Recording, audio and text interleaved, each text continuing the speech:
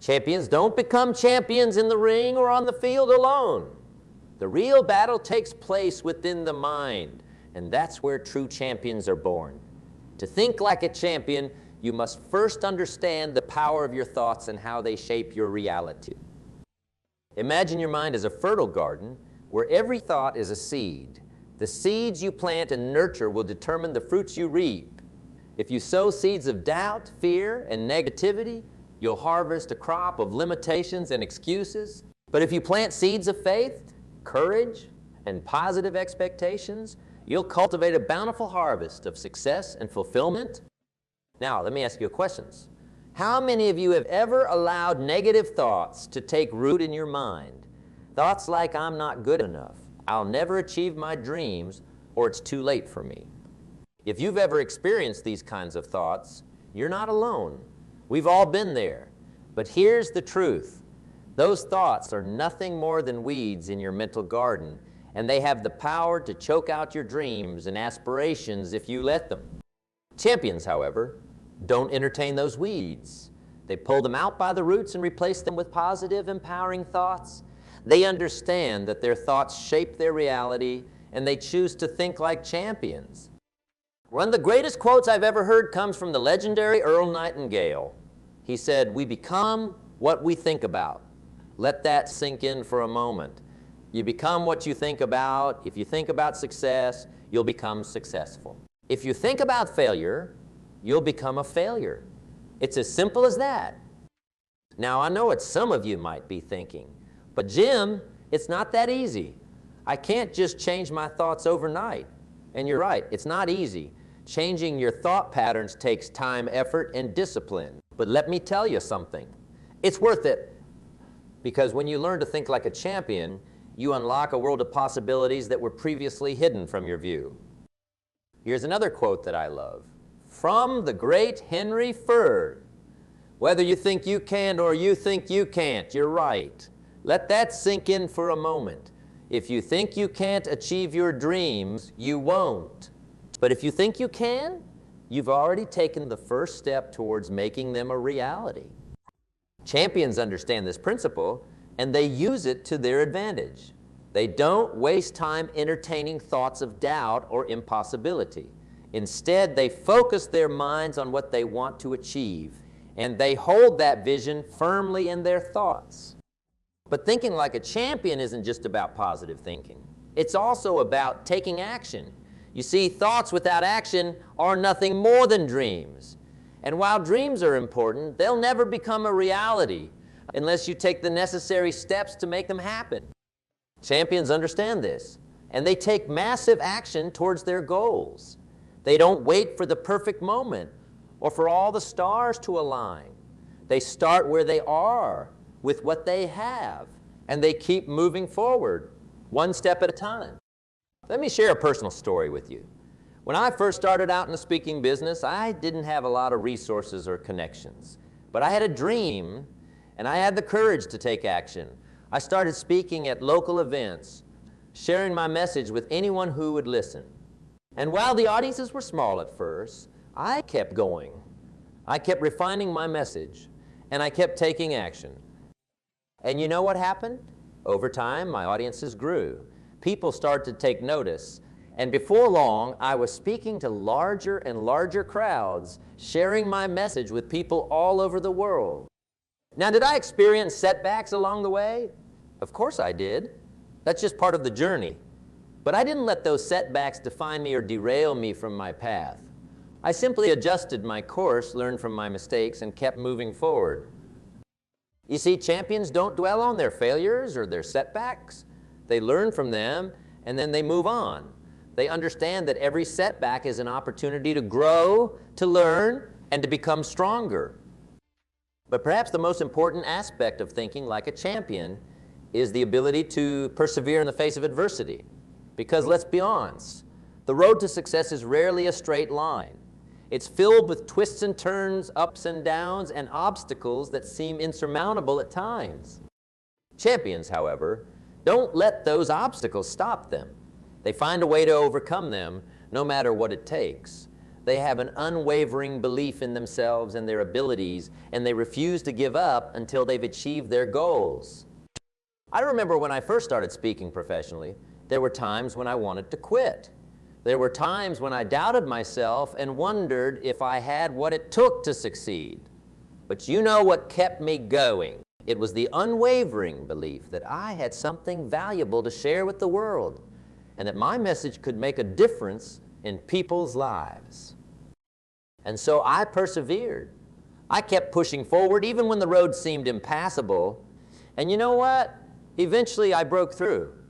I achieved the success that I had dreamed of, and I was able to share my message with millions of people around the world. But here's the thing. I'm not special. I'm not some kind of superhuman with extraordinary abilities. I'm just an ordinary person who learned to think like a champion. And if I can do it, so can you. So let me leave you with this final thought. No matter what your goals or dreams may be, you have the power to achieve them. You have the power to think like a champion, to take massive action, and to persevere in the face of adversity. But it all starts with your mindset. It starts with the thoughts that you choose to entertain and the beliefs that you choose to embrace. So choose wisely. Plant the seeds of success in your mental garden and nurture them with positive thoughts and unwavering belief. You know, one of the biggest obstacles that holds people back from thinking like champions is the fear of failure. But here's the truth. Failure is not the opposite of success. It's part of success. Every champion you can think of has failed countless times on their journey.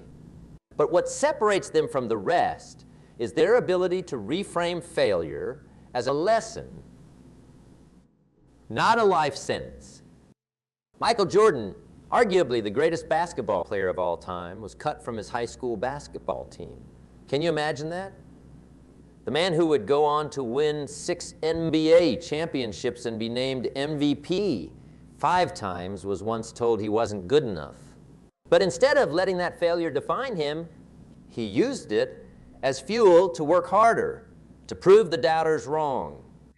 Colonel Sanders, the founder of KFC, had his famous chicken recipe rejected over 1,000 times before someone finally said yes. 1,000 times, most people would have given up after the first dozen rejections. But not the Colonel. He understood that every no was just bringing him one step closer to the eventual yes that would change his life forever. You see, champions don't let failure stop them. They expect it, they embrace it, and they learn from it. They know that every failure is an opportunity to grow, to adjust their strategy, and to come back stronger than ever before. But thinking like a champion isn't just about overcoming failure. It's also about constantly challenging yourself and pushing beyond your comfort zone, because that's where true growth happens. I'll never forget the first time I spoke in front of a large audience.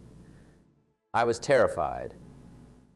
My palms were sweating, my knees were shaking, and I could barely get the words out.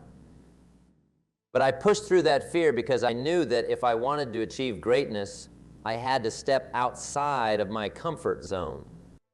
And you know what?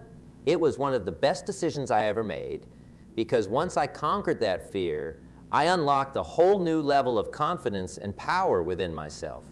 And from that moment on, I was hooked. I became addicted to the feeling of pushing myself beyond my limits and achieving things that I once thought were impossible. That's the beauty of thinking like a champion. It's not about being perfect or having all the answers.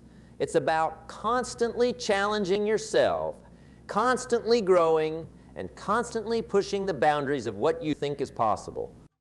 But here's the thing. Thinking like a champion isn't just a mindset, it's a lifestyle. It's a way of being that permeates every aspect of your life. It's about showing up every single day with the same level of commitment, passion, and intensity. You see, champions don't take days off. They don't let themselves get complacent or satisfied with their current level of success. They understand that the moment they stop pushing, the moment they stop growing, is the moment they start to decline. That's why you'll never see a true champion resting on their laurels or basking in their past glories. They're always looking ahead, always setting new goals, and always striving for something greater. I remember when I first started speaking professionally, I would pore over every evaluation form looking for areas where I could improve. I would study the speeches of other great speakers, looking for techniques and strategies that I could incorporate into my own presentations. And you know what happened? I got better. With each and every speech, I became more polished, more confident, and more effective at delivering my message. And as I improved, so did my success. But here's the thing. I never stopped pushing. I never stopped striving for more, because I understood that the moment I stopped growing, the moment I stopped challenging myself, was the moment I would start to stagnate. So, if you want to think like a champion, you need to embrace that same mindset. You need to show up every single day with the same level of commitment and intensity. You need to constantly be pushing yourself beyond your limits and challenging yourself to grow. And here's the best part. When you embrace that mindset, when you start thinking like a champion, the entire world opens up to you. Suddenly, opportunities start to present themselves that you never even knew existed. Doors that were once closed to you start to swing open. And people start to take notice of the incredible energy and passion that you're bringing to the table. But let me be clear, thinking like a champion is not easy. It requires discipline, dedication, and an unwavering commitment to your goals. It requires you to push through the pain, to embrace the struggle, and to keep pushing forward even when every fiber of your being is telling you to quit. But here's the thing. That's what separates the champions from the rest. That's what separates the people who achieve their dreams from the people who settle for mediocrity. Because champions understand that the struggle is where the growth happens. They understand that the pain is temporary, but the glory is forever. So, if you're ready to embrace that mindset, if you're ready to start thinking like a champion, then buckle up, because it's going to be a wild ride. But I promise you, it will be the most rewarding, fulfilling, and life-changing journey you've ever embarked on. You know, one of the biggest keys to thinking like a champion is mastering the art of self-discipline. Champions understand that success isn't just handed to you on a silver platter. It's something you have to work for, day in and day out, through thick and thin. I'll never forget a story. I heard about Muhammad Ali, one of the greatest boxers of all time. Back in his prime, he had a strict training regimen that he followed religiously. He would wake up before dawn, go for a grueling run, and then spend hours in the gym, pounding the heavy bag and sparring with his trainers. And you know what? Even on days when he didn't feel like it, even when he was tired or sore, or just plain didn't want to do it, he did it anyway. Because he understood that success isn't just about talent or natural ability.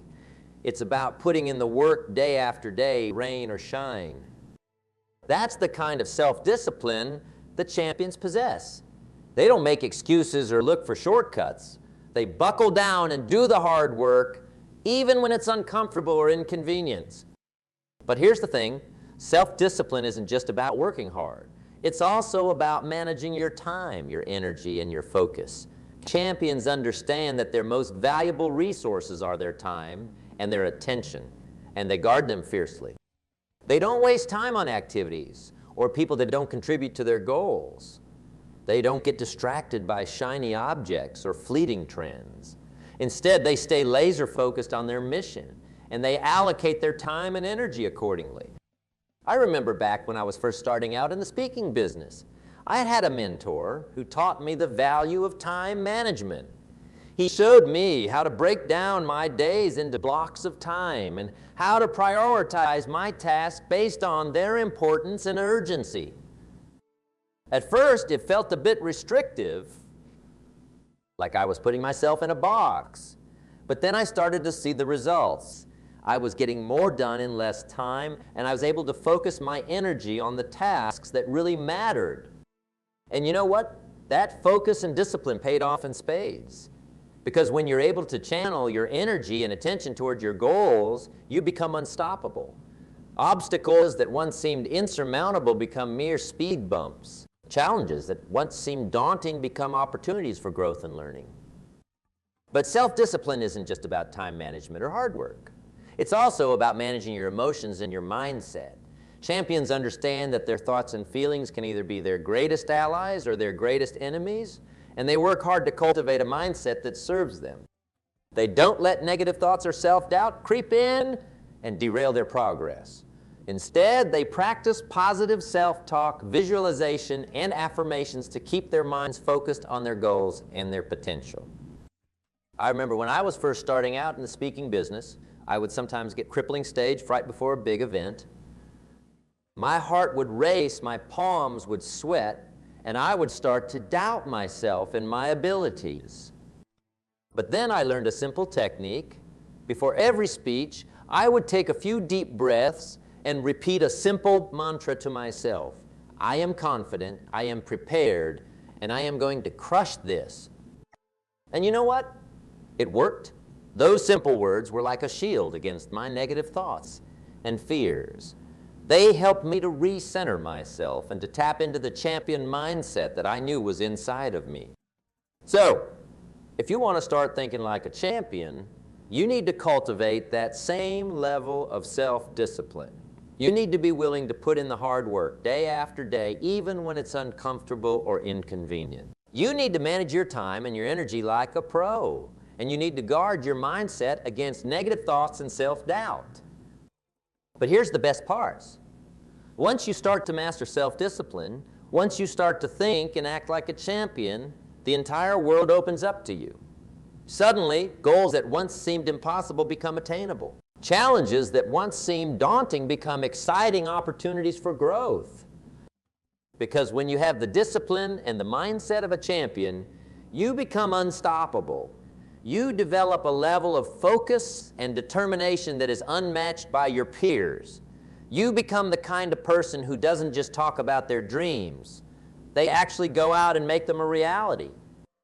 So, if you're ready to start thinking like a champion, if you're ready to unlock your full potential and achieve greatness in your life, then start by mastering the art of self-discipline. Commit to putting in the hard work. Manage your time and your energy like a pro and cultivate a mindset that serves you and propels you forward.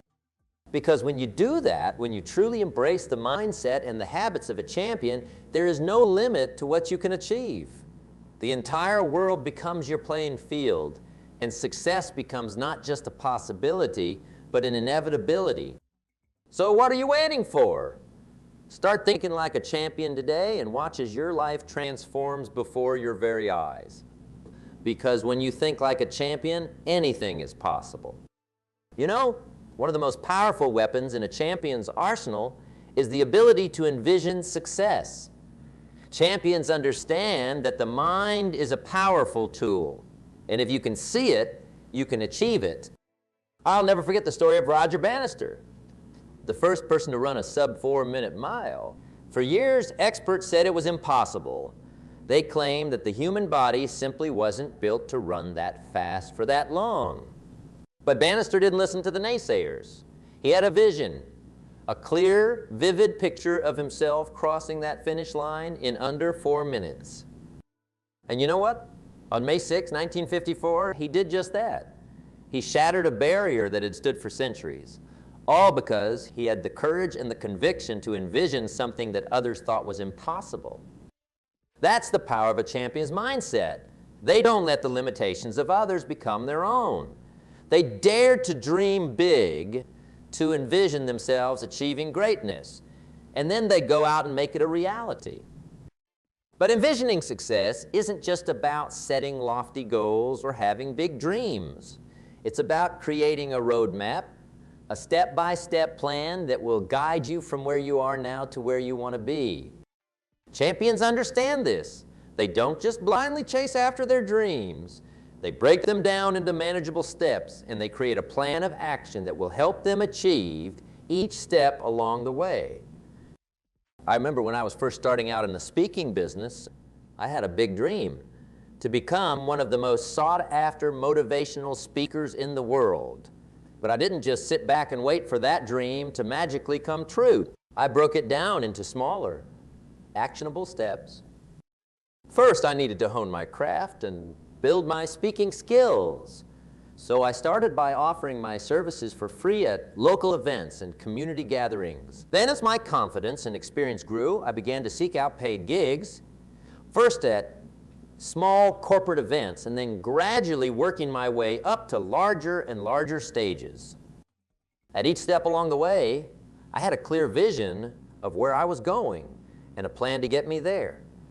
I knew exactly what I needed to do to take my career to the next level, and I executed that plan with laser-like focus and determination. But envisioning success isn't just about setting goals and creating plans. It's also about cultivating an unwavering belief in yourself and your abilities. Champions understand that self-doubt and negative self-talk are like kryptonite to their dreams, and they work tirelessly to banish those toxic thoughts from their minds.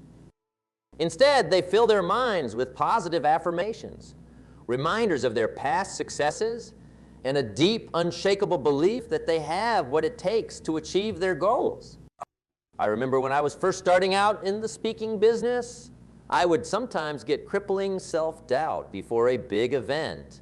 I'd start to question my abilities, my message, and whether I even belonged on that stage. But then I learned a simple technique. I would take a few moments before each speech to close my eyes, take a few deep breaths, and repeat a simple mantra to myself. I am a champion. I am worthy. I am unstoppable. Those simple words had a powerful effect on my mindset. They helped me to banish the self-doubt and negative thoughts, and to tap into that deep well of confidence and self-belief that every champion possesses. So, if you want to start thinking like a champion, you need to master the art of envisioning success. You need to set big, bold goals for yourself, and then break those goals down into manageable steps. You need to create a roadmap that will guide you from where you are now to where you want to be. But most importantly, you need to cultivate an unwavering belief in yourself and your abilities. You need to banish self-doubt and negative self-talk from your mind and replace them with positive affirmations and reminders of your own greatness. Because when you can do that, when you can truly envision success and believe in yourself with every fiber of your being, there is no limit to what you can achieve. Obstacles that once seemed insurmountable will melt away. Challenges that once felt daunting will become exciting opportunities for growth and learning. And the best part, when you start thinking like a champion, when you tap into that powerful mindset of envisioning success and believing in yourself, you'll start to attract other like-minded individuals into your life. You'll find yourself surrounded by a tribe of champions, all working together to push each other to new heights and to achieve greatness in their respective fields. So, if you're ready to start thinking like a champion, if you're ready to unlock your full potential and achieve greatness in your life, then start by mastering the art of envisioning success. Set big, bold goals for yourself. Create a roadmap to get you there, and cultivate an unwavering belief in yourself and your abilities. Because when you do that, when you truly start to think and act like a champion, the entire world will open up to you. Doors that were once closed will swing wide open. Opportunities that once seemed out of reach will suddenly become within your grasp. And the best part, you'll start to inspire others around you to do the same. You'll become a beacon of hope and possibility, showing others what can be achieved when you truly commit to thinking and acting like a champion. So what are you waiting for? Start thinking like a champion today, and watch as your life transforms before your very eyes. Because when you think like a champion, anything is possible, and the entire world becomes your playing field.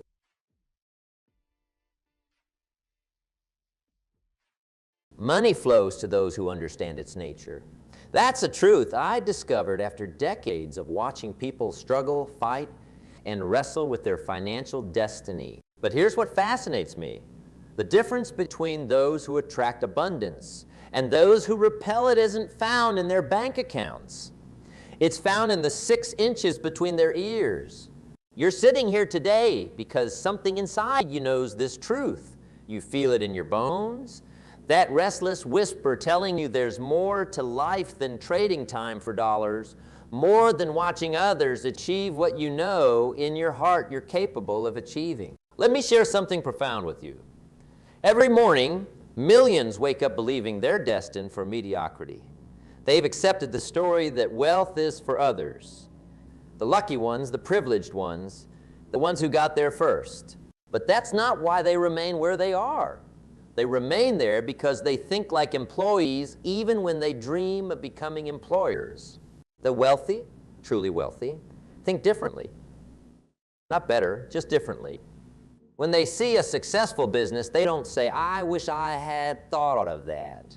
They ask, what problem did they solve, and what problems remain unsolved. When they read about a new millionaire, they don't mumble, "Must be nice." They study the patterns, the decisions, the mindset that led to that success. It's a truth that might shake you. Your current financial situation is the perfect reflection of your current thinking patterns. That might sting a little good. Growth begins at the edge of comfort. Consider this. Two people start with exactly the same resources. One accumulates wealth, the other accumulates debt. The external world, the economy, the market, the opportunities was identical for both. The only variable was their thinking. One thought in terms of assets and investments, the other in terms of expenses and liabilities. You might be wondering, but what about luck? What about timing? Of course they play a role. But have you noticed how the same people seem to get lucky over and over again? That's not coincidence, it's consciousness. They've trained their minds to recognize opportunities that others walk right past. Let me tell you about two neighbors I once knew. Both worked at the same company, earned similar salaries, lived in comparable houses. One day, they both received a $10,000 bonus. The first immediately upgraded his car, taking on new monthly payments. The second invested in a small pressure washing business that operated on weekends. 5 years later, their lives looked dramatically different. The first was still working the same job with the same struggles. The second had built a fleet of pressure washing trucks, hired operators, and was earning more from his side business than from his day job.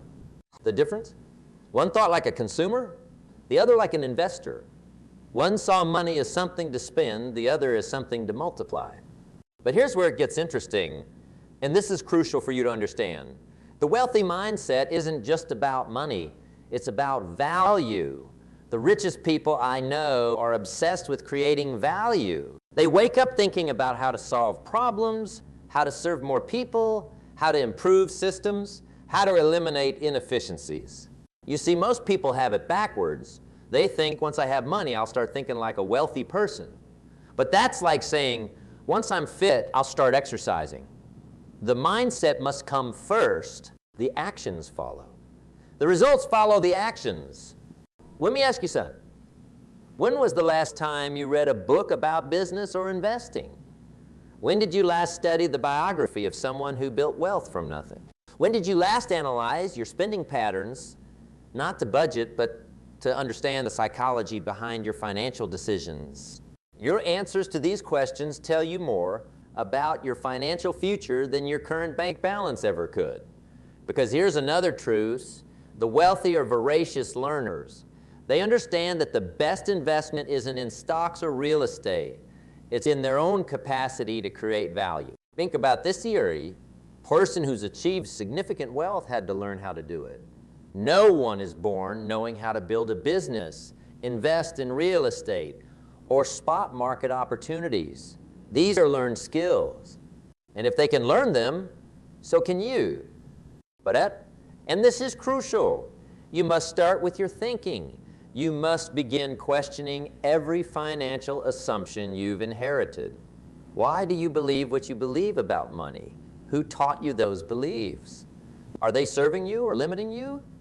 The transformation begins when you start seeing money as a tool rather than a goal. Wealthy people don't pursue money, they pursue value creation, and money naturally flows as a result. They understand that wealth is a byproduct of solving problems for others. Consider your own life for a moment.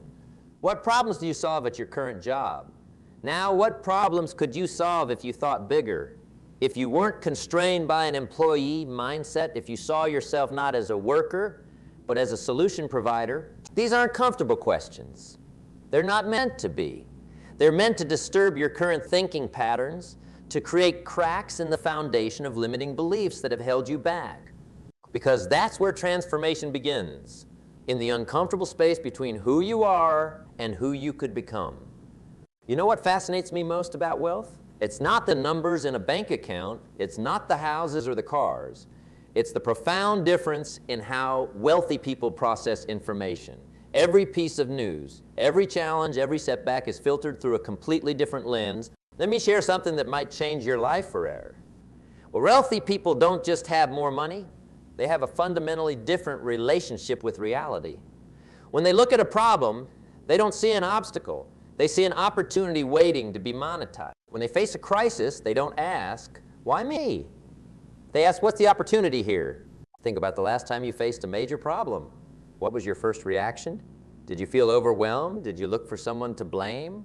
Or did you immediately start looking for the hidden opportunity? Your answer reveals more about your financial future than any business plan ever could. Here's a truth that might make you uncomfortable. The size of your wealth will never exceed the size of your personal growth. Most people want their bank accounts to grow while their minds stay exactly the same. That's like expecting a garden to flourish while refusing to tend to the soil. Let me tell you about two responses I witnessed during a major economic downturn. Most people were panicking, selling assets at a loss, pulling money out of the market. But there was this small group who seemed almost excited by the chaos. They weren't celebrating the suffering. They were recognizing the opportunity. While others saw falling prices as a disaster, they saw them as a sale on assets. Same circumstance, completely different mindset. But here's what's really interesting, and this is crucial for your transformations. The wealthy mindset isn't just about seeing opportunities. It's about having the courage to act on them. And that courage comes from something I call educated confidence. Not blind optimism, but confidence built on knowledge, preparation, and understanding. When you truly understand how money works, when you grasp the principles of value creation, risk management, and compound growth, fear loses its grip on you. You stop being paralyzed by what if it fails and start asking what if it succeeds. That's the transformation point. That's when everything changes. You see, most people are playing not to lose. The wealthy are playing to win. And those are two completely different games with completely different rules and completely different outcomes. When you're playing not to lose, you make decisions based on When you're playing to win, you make decisions based on opportunity. Let's talk about something that might surprise you. The wealthy have a completely different relationship with failure. Most people see failure as something to avoid at all costs. The wealthy see it as tuition paid for real-world education. They understand that every failure contains a lesson that makes the next success more likely. Ask yourself, when was the last time you failed at something significant? How did you respond? Did you retreat into safety, or did you extract the lesson and try again with better information? Your answer tells you whether you're thinking like someone who will remain where they are or someone who will grow. Here's another crucial distinction. The wealthy think in systems while most people think in isolated events. When something good happens to most people, they call it luck. When something good happens to the wealthy, they ask, what system can I create to make this happen regularly? Consider this. Every day, countless opportunities pass right in front of you, but you can only recognize what you're trained to see. The wealthy have trained themselves to spot opportunities that others miss. They've developed what I call an opportunity mindset. It's like having a special pair of glasses that lets you see what others can't. But, and this is essential, this mindset isn't something you're born with. It's something you develop. It's a muscle you strengthen through consistent exercise. Every time you choose to see a problem as an opportunity, every time you choose to learn from a failure instead of being defeated by it, every time you choose to act despite fear, you're strengthening that muscle. The transformation of your financial life begins with the transformation of your thinking. But here's the part most people miss. It's not enough to just think differently. You must act differently. Thoughts without actions are just dreams. Actions without thoughts are just busy work. The magic happens when aligned thoughts and actions work together. What would you do differently today if you absolutely knew you would succeed? What risks would you take? What opportunities would you pursue? What dreams would you finally act on? The difference between your answer and your current actions is the gap you need to close. You see, the wealthy don't wait for certainty. They move forward with clarity. They understand that certainty is an illusion that keeps most people stuck in mediocrity. They embrace calculated uncertainty as the price of extraordinary returns.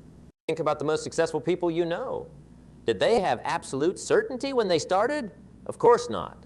What they had was clarity about their direction and confidence in their ability to learn and adjust along the way. That's the mindset you need to develop. But here's what's really exciting. This transformation is available to anyone willing to do the work. The principles that govern wealth creation don't care about your background, your education, or your current circumstances. They respond to your thinking and your actions, nothing else.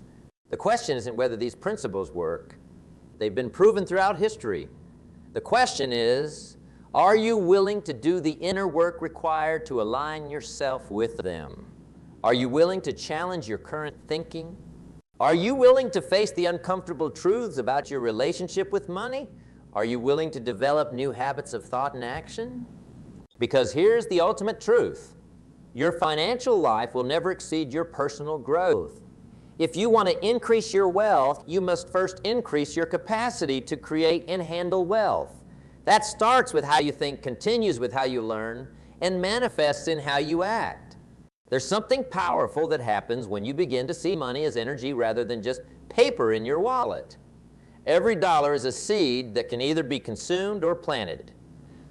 The wealthy understand this at a bone-deep level.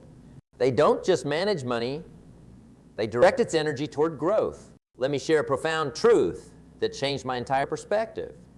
Your current income is not your potential income. It's merely the reflection of your current value proposition to the marketplace. The moment you grasp this truth, everything changes. You stop thinking about how to get a raise and start thinking about how to increase your value to the world. Consider this. Every major fortune started with a simple decision. The decision to become valuable, not to chase money, but to become so good at solving problems that money naturally flows in your direction. The wealthy don't ask, how can I make more money? They ask, how can I create more value? Here's what most people miss. Value creation isn't just about skills or knowledge. It's about developing what I call a wealth consciousness. This is the ability to see opportunities where others see obstacles, to recognize patterns where others see chaos, to create solutions where others only complain about problems. But let me be very clear about something.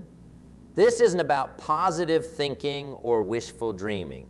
This is about fundamental shifts in how you process reality. When you develop wealth consciousness, you start asking different questions. Instead of asking, can I afford this? You ask, how can I afford this? Instead of saying, I can't, you ask, how can I? Let me share something that might shake your current thinking. Every problem in your community is a potential fortune waiting to be made. Every frustration people experience is a market opportunity. Every inefficiency in a system is a chance to create value. The wealthy see the world as an endless stream of opportunities disguised as problems. Think about this. What problems do you encounter every day? What frustrates you? What frustrates others around you? In those frustrations lie the seeds of potential wealth. But here's the key. You must train your mind to see them not as annoyances, but as opportunities.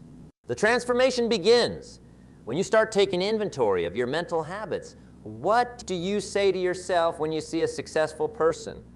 What's your first thought when you hear about someone making a fortune? Your immediate, unedited responses reveal your wealth consciousness, or lack thereof. Here's a pattern I've observed. The wealthy are intensely curious about how things work. They don't just use services. They analyze business models. They don't just shop at stores. They study supply chains. They don't just buy products. They investigate market trends. Every experience is an opportunity to learn, to understand, to grow. But, and this is crucial, they don't just gather information. They act on it. They test theories.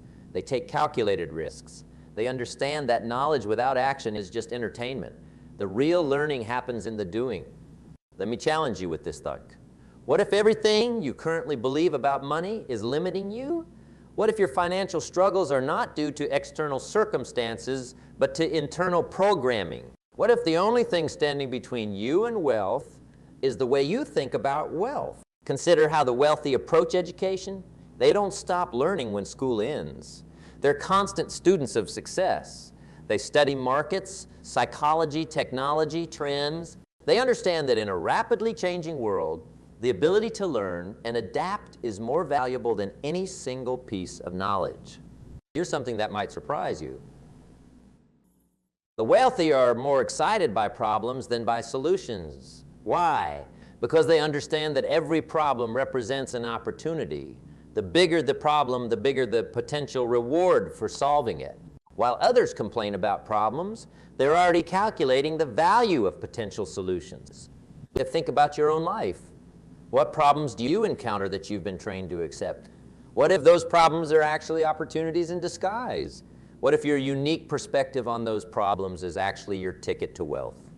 The wealthy have mastered what I call opportunity sight. They've trained their minds to spot gaps in the market, inefficiencies in systems, unmet needs in communities. But here's what's fascinating: these opportunities aren't hidden. They're right in front of everyone. The difference is in the seeing. Let me share something powerful. Your current financial situation is giving you perfect feedback about your current way of thinking. If you're not satisfied with the feedback, it's time to change the input. It's time to upgrade your mental software. Consider every wealthy person you admire start exactly where you are, with a decision to think differently. They didn't wait for circumstances to change. They didn't wait for permission. They didn't wait for the perfect moment. They simply decided to stop thinking like everyone else. But here's what's really exciting about this transformation. It's not about becoming someone else. It's about becoming more fully yourself. It's about aligning your thoughts, beliefs, and actions with the laws of wealth creation. It's about removing the mental blocks that have been holding you back. The wealthy understand something profound. Money is neutral. It's neither good nor bad. It's simply a reflection of value created in exchange. Once you grasp this truth, you stop judging money and start studying it. You stop feeling guilty about wanting it and start focusing on deserving it through value creation. Think about the last time you had a great idea. What did you do with it? Did you act on it? Did you study its feasibility? Did you look for ways to test it? Or did you let doubt and fear talk you out of it? Your answer reveals whether you're thinking like someone who will remain where they are or someone who will grow in. The transformation of your financial life isn't just about learning new information. It's about developing new instincts. It's about training your mind to automatically spot opportunities, calculate risks, and take intelligent action. It's about developing what I call wealth reflexes. But here's the beautiful truth. These wealth reflexes can be developed. Just like you can train your body to respond differently, you can train your mind to think differently. Every time you choose abundance thinking over scarcity thinking, every time you choose action over hesitation, every time you choose learning over knowing, you're building these new reflexes.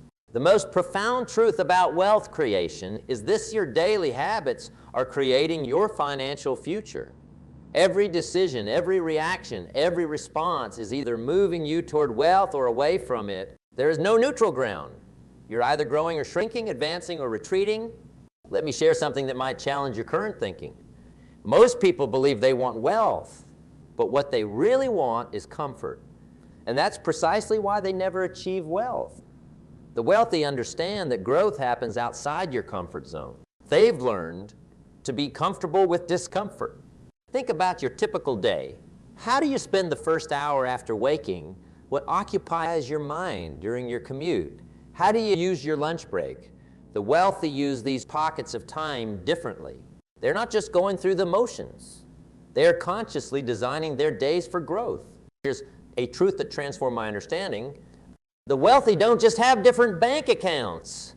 They have different daily rituals. While others start their day checking social media, they start by checking opportunities. While others end their day watching entertainment, they end by reviewing lessons learned and planning tomorrow's growth. But let me be crystal clear about something. This isn't about working yourself to death. It's about working yourself to life. It's about engaging with each day as an opportunity to grow, to learn, to become more valuable. The wealthy understand that time is the ultimate currency, and they invest it accordingly. Consider their not. Every person who's achieved significant wealth has developed what I call a wealth routine. This isn't just about managing money. It's about managing energy, focus, and growth. They understand that wealth is harvested in your daily habits long before it appears in your bank account. Let me share something profound. Your current financial situation is the compound interest of your daily habits. Just as money compounds over time, so do the effects of your daily choices. The wealthy understand this at a bone-deep level. They know that small daily improvements, compounded over time, create extraordinary results. Think about your relationship with learning. Do you actively seek out new knowledge every day? Do you study success patterns? Do you analyze failures? Both yours and others, the wealthy are obsessed with learning. Not just formal education, but practical, applicable knowledge that increases their ability to... Here's what separates the wealthy from the rest. They don't just consume information. They convert it into action. They understand that knowledge without application is like food without digestion. It might make you feel full, but it doesn't nourish you. Consider how you handle problems. When you encounter an obstacle, do you immediately look for someone to blame, or do you automatically start looking for the opportunity hidden within it? The wealthy have trained their minds to see problems as profit opportunities in work clothes. But here's what's really fascinating. The wealthy have developed what I call success triggers. These are automatic responses to specific situations. When they see a problem, it triggers opportunity thinking. When they experience a setback, it triggers learning mode. When they achieve a goal, it triggers next level thinking. Let me challenge you with this thought. What if every excuse you've ever made for not achieving wealth was actually a signpost pointing to an opportunity? What if your struggles aren't obstacles but stepping stones? What if your limitations are actually invitations to innovate? The wealthy understand something profound about human nature. We don't rise to the level of our hopes. We fall to the level of our habits. That's why they focus relentlessly on developing wealth-building habits. They know that inspiration is temporary, but habits are permanent. Think about your current habits around money. Do you automatically save a portion of every dollar that comes your way? Do you automatically look for ways to make your money work for you? Do you automatically evaluate opportunities for their growth potential? These aren't just practices. They're the operating system of wealth. Here's something that might shake your current thinking. The wealthy don't have better opportunities. They have better habits for recognizing and acting on opportunities. They've trained themselves to spot value where others see nothing. They've developed the habit of seeing connections where others see chaos. Consider this, every major breakthrough in your life will come from breaking through a limiting habit of thought or action. The wealthy understand this. They're constantly examining their habits, upgrading their responses, refining their reactions. They treat their mind like a garden, constantly weeding out limiting habits and planting empowering ones. But here's what's really exciting about this transformance. It's available to anyone willing to do the work. The principles that govern wealth creation don't care about your past. They only respond to your present habits and actions. Let me share something powerful. The wealthy have mastered what I call strategic impatience. They're patient with results, but impatient with actions. They understand that while big results take time, actions can be taken immediately. They don't wait to feel ready. They act to become ready. Think about your own life. What actions have you been postponing until you feel ready? What opportunities have you been waiting to be perfect before pursuing? What if those very acts of waiting are the habits keeping you from wealth? The transformation begins when you start treating every day as a building block of your financial future. The wealthy understand that success isn't something you pursue. It's something you attract by becoming a person of value. And that becoming happens daily through consistent habits and conscious choices. But here's the key distinction. The wealthy don't just have different habits, they have different standards. They've raised their standards for what they'll accept from themselves, what they'll spend time on, what they'll allow into their mind. They understand that your life will never exceed your standards. Consider how you spend your evenings. The wealthy use this time differently.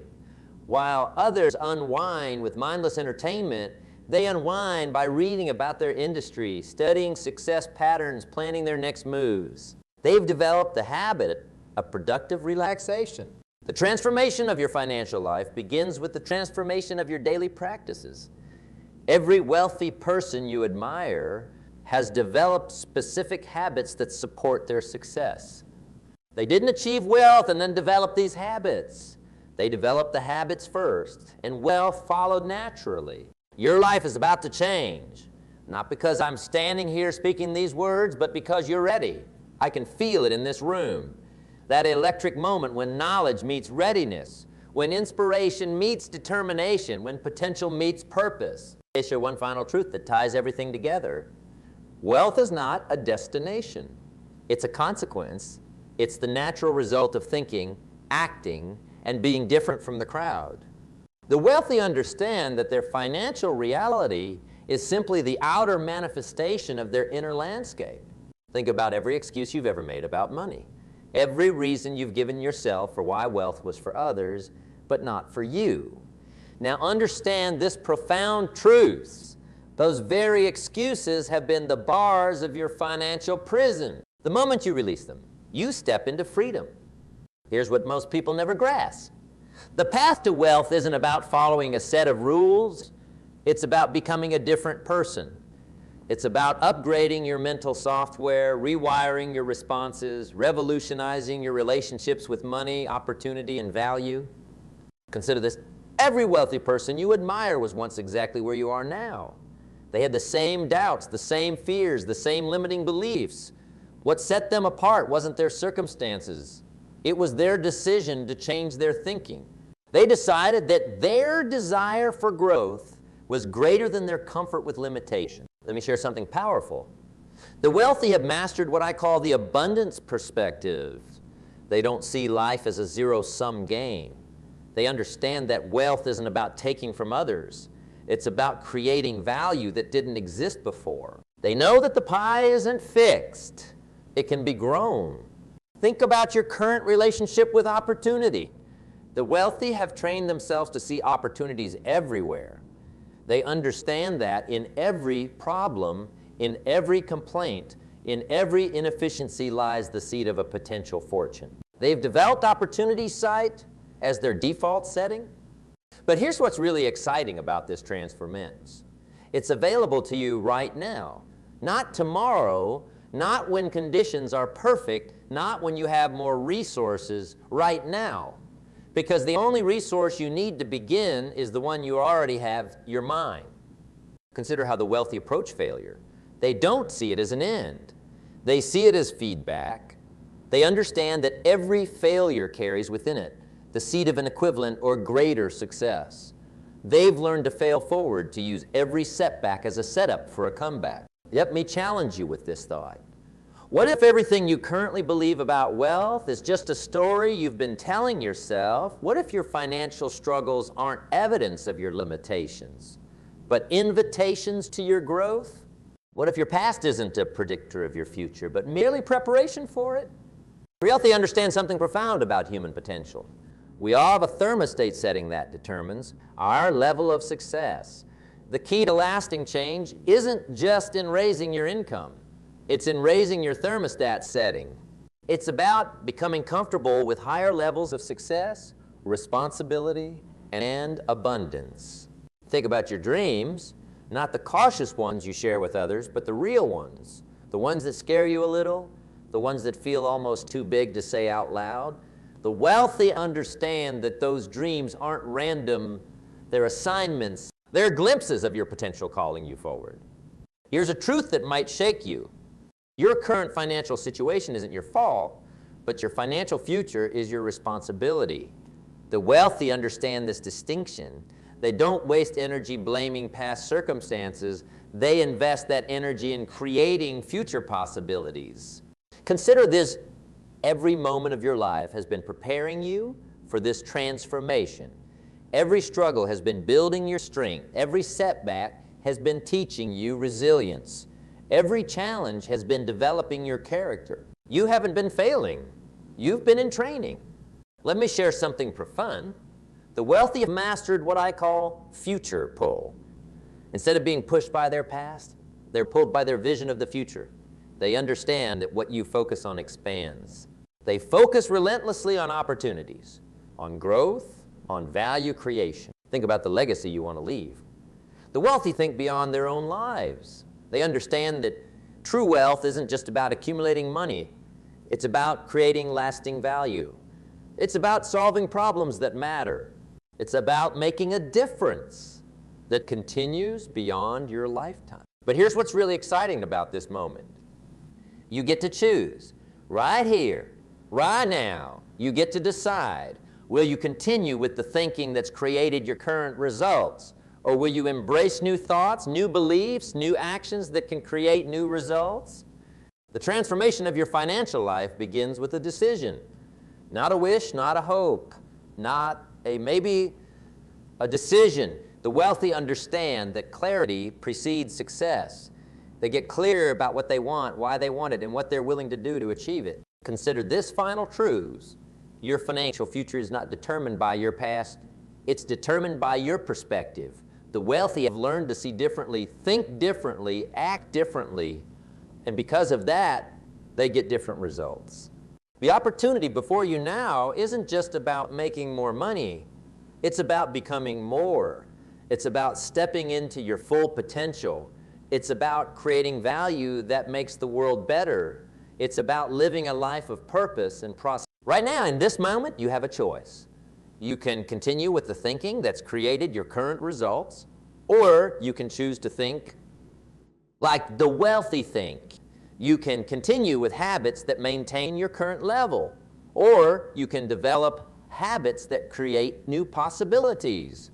Remember this, wealth isn't just about having more, it's about becoming more. It's about growing into the person who can create and sustain success. It's about developing the mindset, habits, and character that naturally attract abundance. The journey begins now. Not tomorrow, not when conditions are perfect, not when you feel completely ready. Now, because the truth is, you'll never feel completely ready for transformation. The wealthy understand this. They don't wait for readiness. They act their way into new ways of thinking. Your future is calling.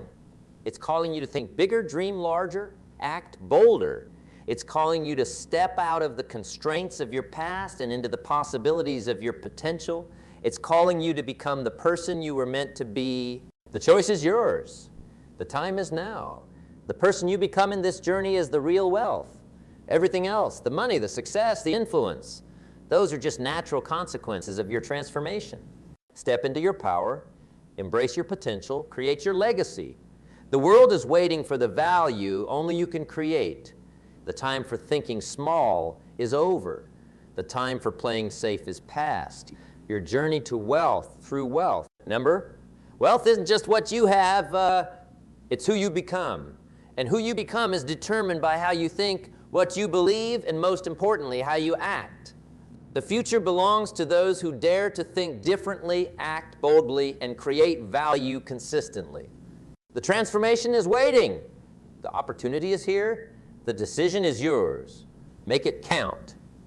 In the tapestry of life, trust is a thread that weaves through every relationship, every interaction. It's a concept as delicate as it is powerful, a fundamental aspect of our dealings with others. Yet, in the grand dance of human connections, trust, like a shadow, often eludes us. It's a paradox, really. We long for trust, we seek it, but the question remains, Should we trust? Or perhaps the better question is, can we afford to trust everyone? Imagine walking through a garden. Each flower, a person you meet. Each thorn, a lesson in disguise. The garden is beautiful, but not without its perils. This is the journey of life. As we stroll through this garden, we learn to appreciate the beauty of connections while being mindful of the thorns. We learn that not every flower is meant to be picked. Not every path is meant to be followed. This wisdom isn't born out of cynicism, but out of a deep understanding of the balance of life. Now consider the notion of self-reliance. It's not about building walls or walking the journey alone. It's about understanding that the first trust must be the trust within ourselves. Knowing your values, understanding your instincts, and acknowledging your wisdom. These are the stepping stones of trust. When you trust yourself, you navigate the waters of relationships with a compass that rarely steers you wrong. But life in its infinite complexity often presents us with challenges that test this trust. The people we meet, the promises we hear, how do we discern the genuine from the facade? It's an art of observing, not just listening, of understanding, not just believing. Every interaction is an opportunity to learn, to grow, to understand a little more about the nature of trust. As we embark on this exploration, let's remember, it's not about distrusting the world. It's about arming ourselves with the wisdom to see the world as it is, not as we wish it. It's about finding that delicate balance where trust is not given lightly, but neither is it withheld without cause. It's about learning to trust the right people in the right measure at the right time. In the end, trust is a journey, not a destination. A journey that begins with understanding the paradox of trust and evolves into a dance of discernment and wisdom. As we navigate this journey, let's carry the light of self-reliance, the shield of experience, and the compass of our own inner wisdom. And in doing so, we may just find that the trust we seek is not in the world around us, but in the depths of our own being. This, my friends, is the beginning of a journey to understand the paradox of trust. As we continue our exploration of trust, it's crucial to turn our gaze inward to the very core of our existence. Human nature. Understanding human nature is like holding a mirror to the world. In this mirror, we see reflections of ourselves, our tendencies, our virtues, and our flaws. It's a complex tapestry, rich with color and nuance, and it's this very complexity that makes trust both essential and elusive. Think of human nature as a vast ocean. Just as the ocean has calm surfaces and turbulent depths, so too does human nature have its tranquil and tempestuous moments. We encounter people who, like the serene waters, bring peace and positivity into our lives. Yet we also meet those who, like the stormy seas, challenge our trust and stir our inner calm. This duality is not a cause for despair, but a call to understanding. By acknowledging this duality, we equip ourselves with the knowledge to navigate the waters of relationships with grace and wisdom. Now consider the words we hear and the promises made to us. Words like music have a rhythm, a melody, and a harmony. But just as a beautiful melody can sometimes hide a dissonant note, so too can words conceal intentions not immediately apparent. It's in understanding this symphony of human interaction that we learn to listen not just with our ears, but with our hearts and minds. It's about perceiving the unspoken emotions, the hidden motives, and the silent truths that words often mask. Observation, then, becomes our ally. To understand human nature, we must become astute observers of the human condition. It's about seeing beyond the facade, about recognizing that actions often speak louder than words. This doesn't mean approaching life with suspicion. Rather, it's about approaching life with a curious and open mind. When we observe, we learn. We understand patterns, we recognize behaviors, and we discern truths often overlooked. And in this journey of observation, we encounter a spectrum of personalities. There are those who inspire and uplift, who teach us the beauty of trust. Then there are those who caution us, who show us the wisdom of discernment. Each person, each interaction is a lesson in the intricate dance of trust. It's a dance that teaches us not to judge, but to understand, not to stereotype, but to appreciate the uniqueness of each individual. Human nature is also about acknowledging our own nature. In understanding others, we come face to face with our own virtues and shortcomings. This self-reflection is not an exercise in self-criticism, but an opportunity for self-growth. By understanding ourselves, we set the foundation for understanding others. We learn to trust ourselves, and in doing so, we learn when and how to trust others. In this understanding, there's a sense of liberation. We free ourselves from the shackles of blind trust and unfounded doubts. We learn to balance our trust with wisdom, our openness with discernment. We discover that trust is not about expecting the predictable, but about embracing the unpredictability of human nature. As we delve deeper into this exploration, we realize that understanding human nature is a lifelong journey. It's a journey filled with learning, growth, and profound insights. It's a journey that teaches us to appreciate the beauty of diversity, the power of empathy, and the strength of genuine connections. So, as we continue on this path, let's embrace the complexity of human nature. Let's learn from each other, grow with each other, and build a tapestry of experiences that enrich our understanding of trust. For in understanding human nature, we find the keys to unlocking the true potential of our relationships, our communities, and ourselves. In our journey of understanding and discernment, we arrive at a cornerstone of personal growth and wisdom, the value of self-reliance. Self-reliance is not just a concept. It's a powerful way of life, a philosophy that empowers us to become the architects of our own destiny. It's about taking responsibility for our lives, our decisions, and our... Consider the idea of self-reliance as planting a garden of your own. When you plant this garden, you're not just sowing seeds in the soil.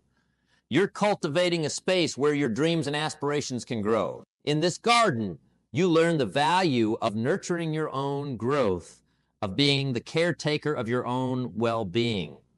This garden is a metaphor for life, where self-reliance teaches us to depend on our own efforts and abilities. The journey towards self-reliance begins with self-awareness. It's about knowing who you are, understanding your strengths and weaknesses, and recognizing your potential. It's about looking in the mirror and seeing a person capable of making wise decisions, a person capable of steering the ship of their life. This self-awareness is a powerful tool. It's the compass that guides you through the challenges and opportunities life presents. Self-reliance also means embracing the power of choice. Every day, we are faced with choices, some small, some significant. When you choose self-reliance, you take ownership of these choices. You realize that your decisions shape your path, and you embrace the responsibility that comes with it. This sense of ownership is liberating. It frees you from the shackles of indecision and empowers you to take bold steps towards your goals. In this journey, there will be moments of triumph and moments of challenge. The path of self-reliance is not always smooth, but it is in navigating these ups and downs that we truly grow. We learn that obstacles are not roadblocks, but stepping stones to greater understanding and resilience. We discover that in the face of adversity, our greatest ally is the strength that lies within us. Self-reliance also teaches us the value of self-trust. When you trust in your abilities, your judgment, your wisdom, you unlock a new level of confidence. This self-trust doesn't mean you won't seek advice or learn from others. Rather, it means that you have the confidence to weigh this advice against your own instincts and make decisions that align with your values and aspirations. Moreover, self-reliance is about creating your own definition of success. It's about measuring your achievements not by the standards of others, but by the progress you've made towards your own goals. It's about recognizing that success is a personal journey, one that you define and navigate on your own terms. In cultivating self-reliance, we also learn the importance of self-sufficiency. It's not just about financial independence, but about emotional and intellectual independence as well. It's about having the resources within yourself to face life's challenges. It's about knowing that you have the strength, the knowledge, and the resilience to overcome whatever comes your way. As we embrace self-reliance, we also realize its impact on our relationships. When we are self-reliant, we enter relationships not out of need, but out of a desire to share, to grow, to contribute. We build connections that are based on mutual respect and admiration rather than dependence. This approach to relationships enriches our lives, bringing depth and meaning to our interactions with others. As we tread the path of self-reliance and embrace its teachings, we come to a pivotal aspect of our journey: the art of discernment in our personal and professional relationships. This discernment is not just a skill, but a beacon that guides us in navigating the complex seas of human interactions. It's about making choices that align with our values, goals. In the realm of relationships, discernment is like fine-tuning an instrument. It's about adjusting, adapting, and aligning our interactions so that they resonate with the melody of our life's purpose. It's about understanding that not every person we meet will play a harmonious note in the symphony of our lives, and that's okay. Discernment teaches us to recognize the roles different people play, to appreciate their contributions, while also being mindful of our own boundaries and well-being. Let's consider personal relationships first. These are the bonds we share with family, friends, and loved ones. In these relationships, discernment means understanding the delicate balance between give and take. It's about knowing when to lend a listening ear, when to offer a helping hand, and when to step back and allow others the space to grow. It's recognizing that true love and friendship should empower, not hinder, our journey towards self-actualization. In the professional sphere, discernment takes on a slightly different hue. Here, it's about aligning our career choices and professional relationships with our personal values and aspirations. It's about choosing collaborations that are not just profitable, but also fulfilling. It's about understanding that our professional journey is an integral part of our personal growth, and therefore should reflect our deepest values and beliefs. Discernment in relationships also involves recognizing the transient nature of some connections. Just as seasons change, so too do relationships. Some are meant to last a lifetime, while others serve a purpose for a certain chapter of our life. Discernment helps us to appreciate these seasonal relationships for the value they add to our lives, and also to let go gracefully when the time comes. Furthermore, discernment teaches us the importance of communication. In both personal and professional relationships, open, honest, and respectful communication forms the bedrock of trust and understanding. It's about expressing our needs and boundaries clearly, and also being receptive to the needs and boundaries of others. This two-way street of communication is essential for building strong, healthy, and lasting relationships. In practicing discernment, we must also be aware of the traps of judgment and prejudice. Discernment is not about casting judgments or making assumptions about others. It's about informed understanding, empathy, and respect. It's about seeing people for who they are, not who we want them to be, and respecting their uniqueness and individuality. As we cultivate discernment, we also learn the value of intuition. Often, our gut feelings provide us with insights that logical analysis cannot. Trusting our intuition in our relationships means listening to that inner voice that gentle nudge that often knows more than our conscious mind. It's about marrying intuition with rational thought to make decisions that are both wise and heartfelt. Lastly, discernment in relationships is about growth. It's about growing together with those who share our journey and growing apart from those who don't. It's about understanding that every relationship, whether brief or enduring, has something. These lessons enrich our lives, adding depth and meaning to our journey of self-discovery. As we journey through the realms of discernment and understanding in our relationships, we find ourselves at the heart of a profound truth. The role of experience in building wisdom. Experience, the great teacher of life, imparts lessons that no book, lecture, or advice can fully capture. It's through our experiences that the fabric of wisdom is woven, thread by thread, into the tapestry of our lives. Consider each experience as a brushstroke on the canvas of our existence. Some strokes are bold and colorful, filled with joy and triumph. Others are somber, shaded with challenges and setbacks. Yet each stroke contributes to the creation of a masterpiece, the masterpiece that is our life. It's through this diverse array of experiences that we gain insights, learn lessons, and build the wisdom that guides us. Wisdom, in its essence, is more than just knowledge or intelligence. It's the practical application of what we've learned through our experiences. It's the ability to make sound judgments, to navigate complex situations with discernment and force. Wisdom is knowing when to speak and when to listen, when to act and when to pause. This wisdom is not something we're born with. It's something we cultivate through the myriad experiences of our lives. Every challenge we face, every obstacle we overcome, adds to our reservoir of wisdom.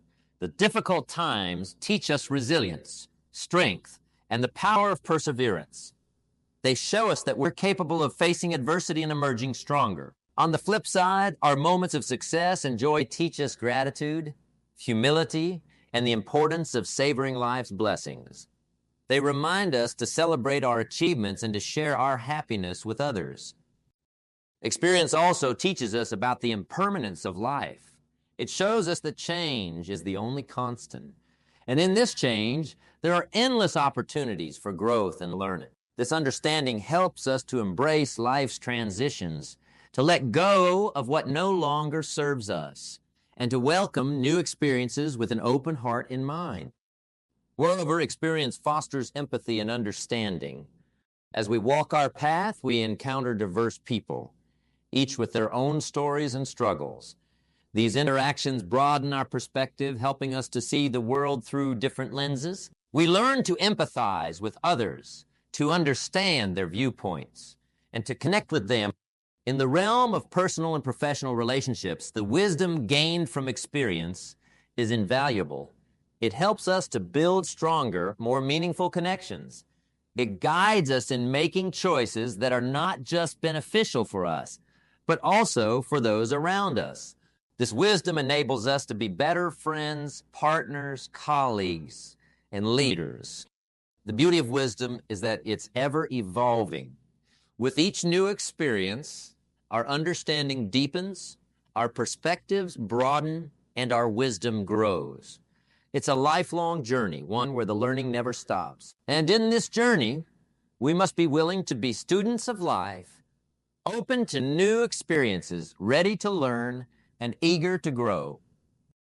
As we glean wisdom from our experiences, an essential aspect comes to the forefront, especially pertinent in our times: navigating trust in the modern world.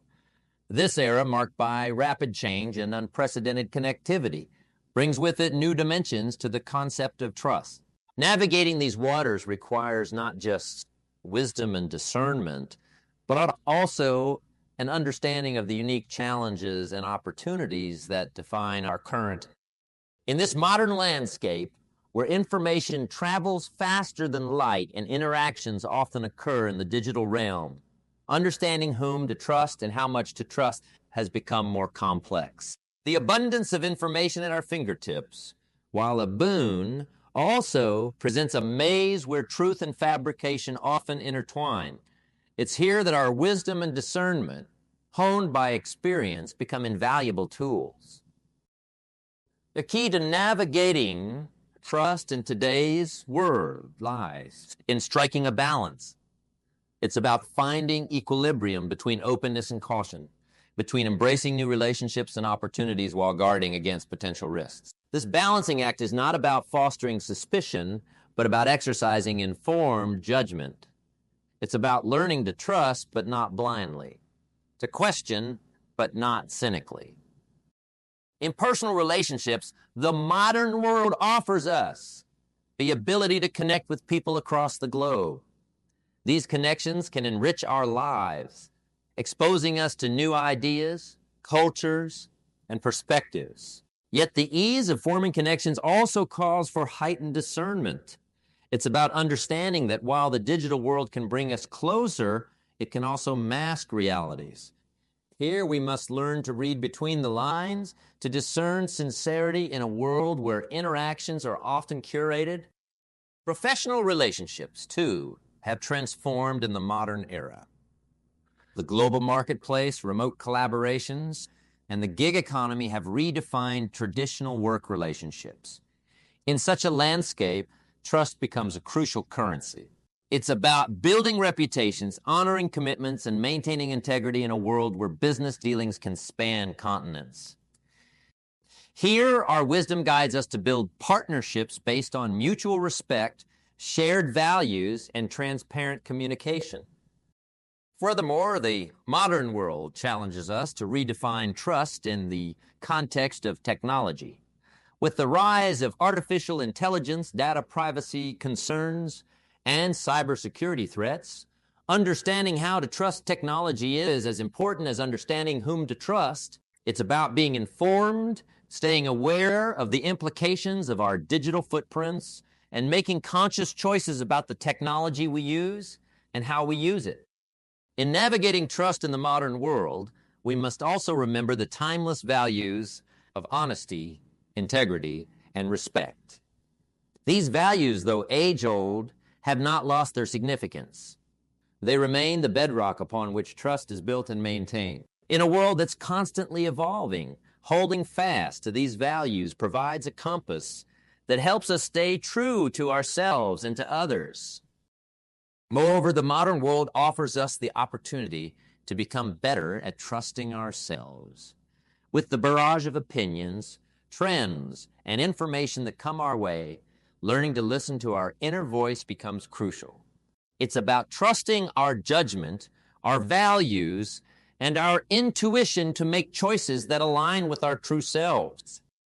As we continue to adapt to the changes and challenges of the modern world, let us do so with an open yet discerning heart. Let us embrace the new while holding on to the wisdom of the old. Let us build trust not just as a means to an end, but as a value that enriches our lives and our interaction. In the tapestry of life, where navigating trust and discernment in a modern world poses its unique challenges, there emerges a concept both intriguing and vital: the power of positive skepticism. This is not skepticism that negates or belittles, but rather a constructive form of skepticism that empowers and enlightens. It's about having a questioning mind, one that seeks to understand the whole IAG and how, rather than just accepting the top what. Positive skepticism is like a lantern in the dark, guiding us through the fog of misinformation and half-truths that often cloud our judgment. It's about not taking things at face value, but also not dismissing them outright. It's a delicate dance between doubt and belief, where the steps are guided by wisdom, curiosity, and an open mind. Think of it as being a gardener in your own mental garden. Just as a gardener questions the quality of soil and the right amount of water and sunlight needed for plants to thrive, so too does a positively skeptical mind question the quality and source of information it receives. This questioning is not born out of mistrust, but out of a desire to nurture a healthy, flourishing mind free from the weeds of misinformation and unexamined belief. In personal relationships, positive skepticism allows us to build deeper, more meaningful connections. It's about listening to what is said, but also paying attention to what is left unsaid. It's about observing actions and behaviors, not just words. This form of skepticism enables us to understand others on a deeper level, to see beyond the surface and connect with their true selves. Professionally, positive skepticism is equally valuable. In a world where innovation and change are constant, asking the right questions can be the difference between success and stagnation. It's about challenging the status quo, not for the sake of rebellion, but for the pursuit of improvement and growth. It's about looking at problems and solutions from different angles, seeking new perspectives and insights. Moreover, positive skepticism is about balance. It's about finding the middle ground between gullibility and cynicism. On this ground, we stand firm, equipped with the tools of reason, inquiry, and critical thinking. We learn to trust, but with eyes wide open and minds actively engaged. We learn to hope, but with feet planted firmly in the realm of reality. This form of skepticism also teaches us the importance of self-reflection. It encourages us to question our own beliefs and assumptions, to challenge our own biases and preconceptions. This self-examination is not an exercise in self-doubt, but a journey towards self-improvement. By questioning ourselves, we open the door to personal growth and self-awareness. In practicing positive skepticism, we also learn the art of patience. Jumping to conclusions is easy. Taking the time to understand and analyze is harder. But it's in this process of thoughtful consideration that we often find the most valuable insights and make the most informed decisions. In summary, the power of positive skepticism is a key tool in our journey through life. It helps us navigate the complex waters of information and interaction in today's world. It empowers us to build stronger relationships, make wiser decisions, and live more fulfilling lives. As we continue on this path, let us wield this tool with care and purpose, using it to illuminate the truth, enrich our understanding, and guide our steps towards a life of wisdom and discernment. For in the power of positive skepticism lies not just the ability to question, but the ability to discover, to learn, and to grow. As we reach the conclusion of our exploration, a journey that has taken us through the nuances of trust, discernment, and wisdom, we find ourselves at a pivotal point, embracing a balanced approach to trust. This balance is not found in a manual or a set of rules. It is cultivated within the fertile grounds of our experiences, insights, and understanding. In this balance, there is a harmony between trusting others and trusting oneself. It's an equilibrium where faith in others coexists with the wisdom to recognize that trust must be earned, not given away carelessly. It's understanding that while people can be inherently good, caution is a necessary companion in the journey of life. Think of this balanced approach as walking a tightrope. On one side, there's naivety, and on the other, cynicism. The key is to walk this rope with the pole of wisdom, keeping us steady and centered. It's about using the lessons we've learned, the experiences we've had, and the insights we've gained to maintain our balance. It's about knowing when to lean towards trust and when to pull back towards caution. This balanced approach also involves understanding the fluid nature of trust. Just as the river of life is ever-changing, so too is the flow of trust. It adapts, shifts, and evolves with our experiences and interactions. It's about being flexible and adaptable, understanding that what works in one situation may not apply in another. It's about applying our discernment and intuition to gauge each situation on its own merits. In embracing this balance, we also embrace the complexity and beauty of human relationships. We understand that trust is not just a component of these relationships, but the glue that binds them. It's about building connections that are deep and meaningful, yet also being aware that these connections need nurturing and care. Moreover, A balanced approach to trust is a journey towards inner peace. It's about finding tranquility in the knowledge that we are doing our best to navigate the complexities of trust. It's about being at peace with the understanding that while we cannot control every aspect of our interactions, we can control our responses and our attitudes. In conclusion, embracing a balanced approach to trust is about walking through life with eyes open, heart willing, and mind alert. It's about using the wisdom we've garnered from our experiences to inform our trust in others and ourselves. It's about understanding that trust is a delicate dance, one that requires patience, insight, and above all, a balanced approach. As we move forward in our lives, let's carry this balance with us. Let's use it to enrich our relationships, to guide our decisions, and to navigate the ever-evolving landscape of life. For in this balance lies not just the key to trust, but the key to a life lived with wisdom, understanding, and fulfillment. Have you ever found yourself wondering, how is it that some people manage to achieve so much while others seem to spin their wheels, never quite reaching their desired destinations? It's a question that puzzles many, and tonight we're going to unravel this mystery together. Let's start with a universal truth, one that levels the playing field for every person in this room and beyond. Each of us has the same 24 hours in a day, no more, no less. It's a gift, really. When you think about it, blank canvas upon which we can paint our lives, dreams, and aspirations. Yet the question remains, what truly separates the dreamers from the doers, the successful from those who continually strive but fall short? You see, it's not about having time. It's about making time, and this distinction is crucial. Time is more valuable than money. You can get more money, but you cannot get more time. This simple yet powerful statement holds the key to understanding how to use those 24 hours wisely. It's not just about filling our days with tasks, but rather filling our days with progress toward our dreams and goals. Now think about this for a moment. How many of us can truly say we use our time efficiently? Are we mindful of how we spend each hour? Or do we let precious moments slip through our fingers like grains of sand? The truth is, achieving greatness, reaching those lofty goals we set for ourselves, isn't about having some magical number of hours. It's about using the hours we have in a way that propels us forward. Consider the story of a young artist, passionate and filled with dreams of showcasing his art to the world.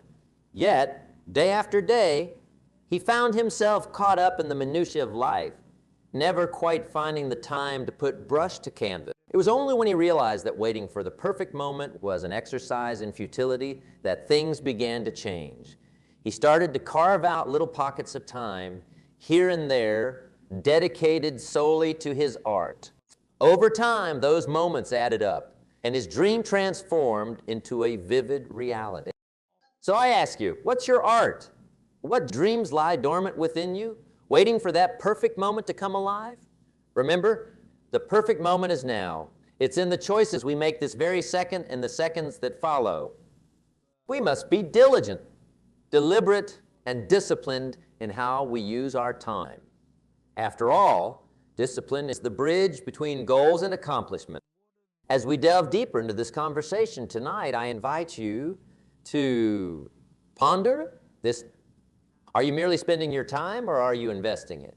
Because, my friends, therein lies the difference between those who dream. Let's embark on this exploration together, not in search of a hidden path or secret formula, but in pursuit of a simple yet profound shift in perspective on how we view and utilize our most precious resource, time.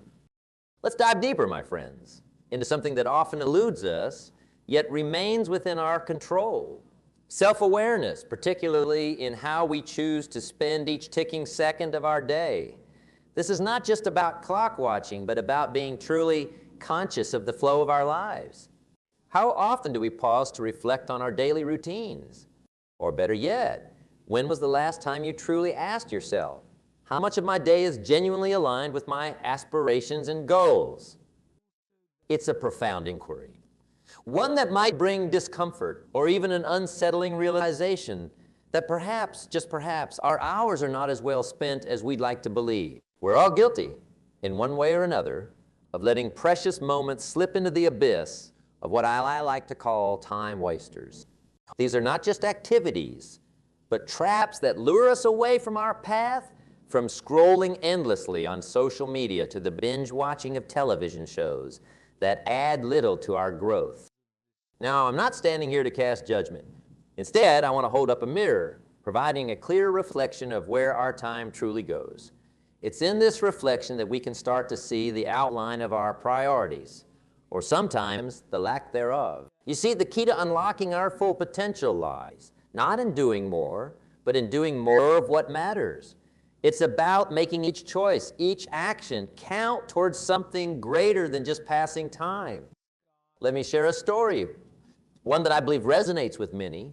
There was a writer, passionate and full of ideas, yet struggled to pin down even a single word.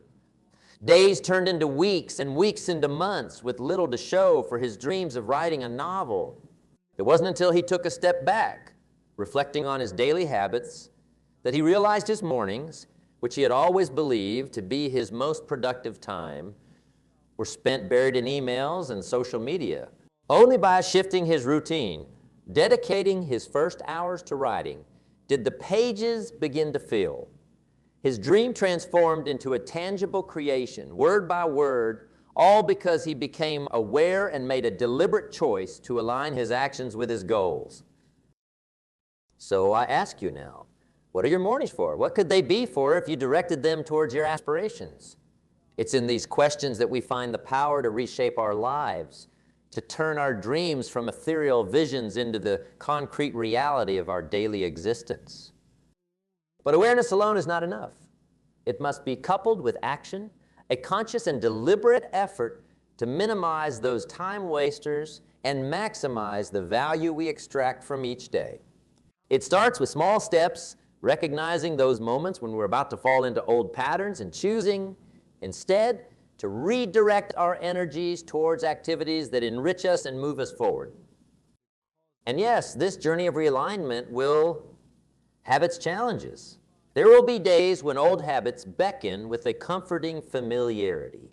Yet it is in these moments that our commitment to our goals is truly tested. It's a test not of our willpower, but of our resolve to live a life of intention, a life where each day is a building block for the future we yearn to create.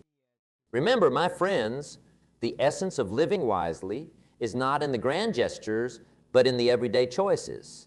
It's in choosing to read a book that challenges your mind instead of mindlessly flipping through channels. It's in opting to have meaningful conversations that stir your soul instead of succumbing to the ease of gossip. Each day presents us with countless opportunities to make decisions that align with our deepest desires and ambitions. So, as we move forward, let's commit to this journey of awareness and reflection, not as a burden, but as a liberating path to truly living. Let's embrace the discipline of aligning our daily actions with our highest goals, finding joy in the progress and fulfillment in the realization that we are actively crafting the masterpiece of our lives, one conscious choice at a time. In closing this segment, I invite you to carry this question with you, to ponder in your quiet moments. If today were a canvas, what masterpiece would I create? Let this question guide you, inspire you, and remind you of the infinite potential that lies within each tick of the clock. Together, let's make every hour a testament to our dreams, our values, and the extraordinary lives we choose to build moment by moment. Imagine we're sitting together, not just in any room, but in a space filled with the ticking of a grand old clock, each tick marking the passage of time. That relentless, irreversible flow. Time, the equalizer, doesn't discriminate. It grants each of us, regardless of our status, wealth, or wisdom, precisely 24 hours each day. The question that lingers in the air, as palpable as the tick-tock of that clock, is how do we use this gift? How do we ensure that When the sun sets, we've spent our time in a way that aligns with our deepest goals, our most earnest aspirations. Now, let's delve into the heart of self-awareness and its pivotal role in our lives.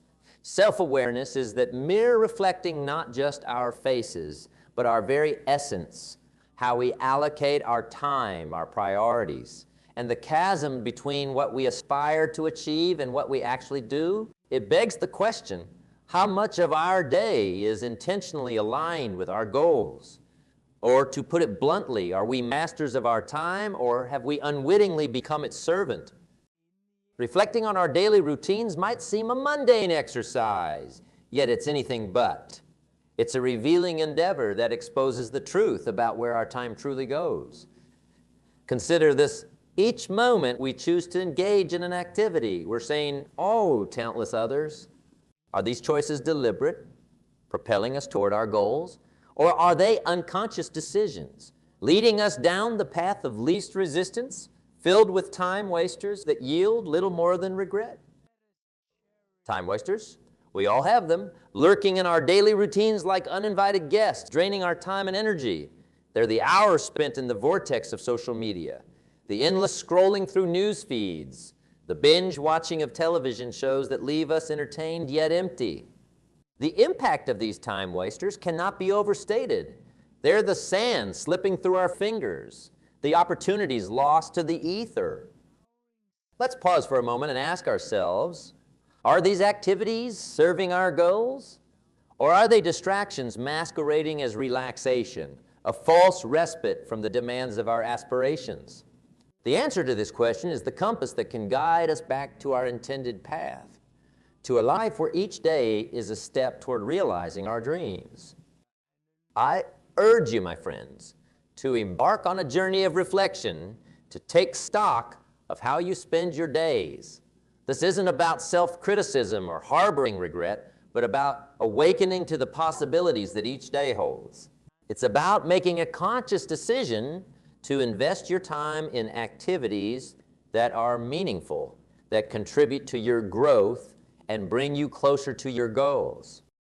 Imagine transforming your daily routines into building blocks for your future, each block placed with intention and purpose. It begins with awareness, recognizing the power of choice in how we spend our time and understanding that every minute counts. From this awareness springs the discipline to make changes, to replace time wasters with activities that enrich and fulfill us. Now think of a garden, a vibrant, flourishing space filled with the most exquisite flowers and plants. This garden didn't come into being by chance. It was the result of careful planning, diligent care, and the daily investment of time. Just like this garden, our lives require the same level of attention and intention. Each choice we make about how to spend our time is like planting a seed in our garden. Over time, with consistent care, these seeds grow into the achievements and successes that define our lives. So, let us not be passive observers of time, letting it slip by unnoticed and unclaimed. Let us be gardeners of our time, cultivating a life that reflects our deepest desires and highest aspirations. Let each tick of the clock be a reminder of our power to shape our lives, one moment, one choice at a time. Remember, my friends, the journey to achieving our goals and realizing our dreams starts with a single step, a step taken today in this moment. Let's make a commitment here and now to use our time wisely, to reflect on our daily routines, and to align our actions with our goals. Together, let's transform our days from mere passages of time into vibrant expressions of our purpose and passion. In closing, I leave you with this thought. Time is the canvas on which we paint our lives. Let's choose our colors wisely, painting with bold strokes that reflect our true selves and the legacy we wish to leave behind. Thank you for sharing this time with me. Let's make every moment count. In our quest for a life that's not just lived, but truly meaningful, there lies an undeniable truth that the clarity of our goals sets the foundation for our journey. Imagine setting sail without a destination. Where would that lead us? The same principle applies to our lives. Without clear, actionable goals, We drift on the vast ocean of possibility without direction, susceptible to the whims of the current. Let's contemplate this for a moment. What dreams do you hold close to your heart? What aspirations stir within you, waiting to see the light of day? It's not just about having dreams. It's about forging them into clear, actionable goals. This clarity transforms a wish into a roadmap, guiding each step we take, ensuring that every effort moves us closer to our desired destination. But as we chart our course, we encounter a sea of tasks, each clamoring for our attention. Herein lies the art of prioritization. Not all tasks are created equal. Some are urgent, demanding immediate attention, while others, though seemingly pressing, may not be truly important in the grand tapestry of our goals. Distinguishing between these requires wisdom and discernment. Urgent tasks are often like loud guests at a party, making their presence known, while important tasks are the quiet friends. Their significance felt deeply, though they speak softly. How do we navigate this? By mastering the power of no. In a world that celebrates the yes, the ability to say no to non-essential tasks is a superpower. It's about safeguarding our time, that precious resource, for activities that align with our highest aspirations. Saying no isn't a denial of opportunity, but an affirmation of our commitment to our goals. It's recognizing that by declining one request, we're prioritizing another far more important to our ultimate purpose. Now, let's turn our attention to the structure that holds our goals together. The plan, implementing a plan for daily, weekly, and monthly goals is akin to building a bridge between where we are and where we wish to be. This bridge is constructed of the small daily actions we take, the weekly milestones we achieve, and the monthly objectives we meet. Each component is essential, contributing to the strength and stability of our journey towards our goals. Consider for a moment the story of a builder who aspired to construct the finest home in the village. He knew that to achieve this, he couldn't merely focus on the daily tasks without an eye on the future. He set clear, actionable goals for each phase of construction, prioritized his tasks to ensure the foundation was solid before the walls went up, and said no to any project that would divert his resources and focus. His plan wasn't just a list of tasks. It was a living document, guiding his actions, ensuring that each day was a step towards realizing his vision. In our lives, we are both the architect and the builder. Our goals are the blueprint, our daily actions the bricks and mortar. By setting clear goals, prioritizing effectively, embracing the power of no, and adhering to a structured plan, we build our lives with intention. This process doesn't just bring our dreams into reality. It transforms us, molding us into individuals capable of achieving far beyond what we initially imagined. So as we move forward, let's ask ourselves, are our goals clear and actionable? Do we prioritize tasks effectively, focusing on the important over the urgent? Do we wield the power of no to guard our time and energy? And most crucially, do we have a plan that bridges the gap between our dreams and our reality? In closing, remember that goal setting and prioritization are not just about achieving what we set out to do. They're about becoming who we're meant to be in the process. With each goal reached, each task prioritized, and each no gracefully spoken, we step closer, not just to our dreams, but to our true selves. Let's embrace this journey with open hearts and minds, ready to build our lives with the precision of a master architect and the dedication of a skilled builder. Together, let's make every moment count, every day a step towards our brightest future. In the tapestry of success, two threads are more crucial than any are: discipline and consistency. Imagine, if you will, a bridge. This bridge represents the journey from where you are now to where you want to be. Discipline is the steel structure of that bridge, while consistency is the daily effort to build it piece by piece until you can walk across to your goals. The role of discipline in using our time wisely cannot be overstated. It's the ability to give yourself a command and then follow it day in and day out. even when the initial rush of enthusiasm has faded into the background? Let's delve into the compound effect of small, consistent actions over time.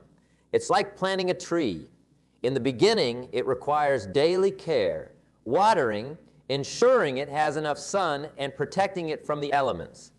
It might seem like your efforts are in vain when you see no immediate growth.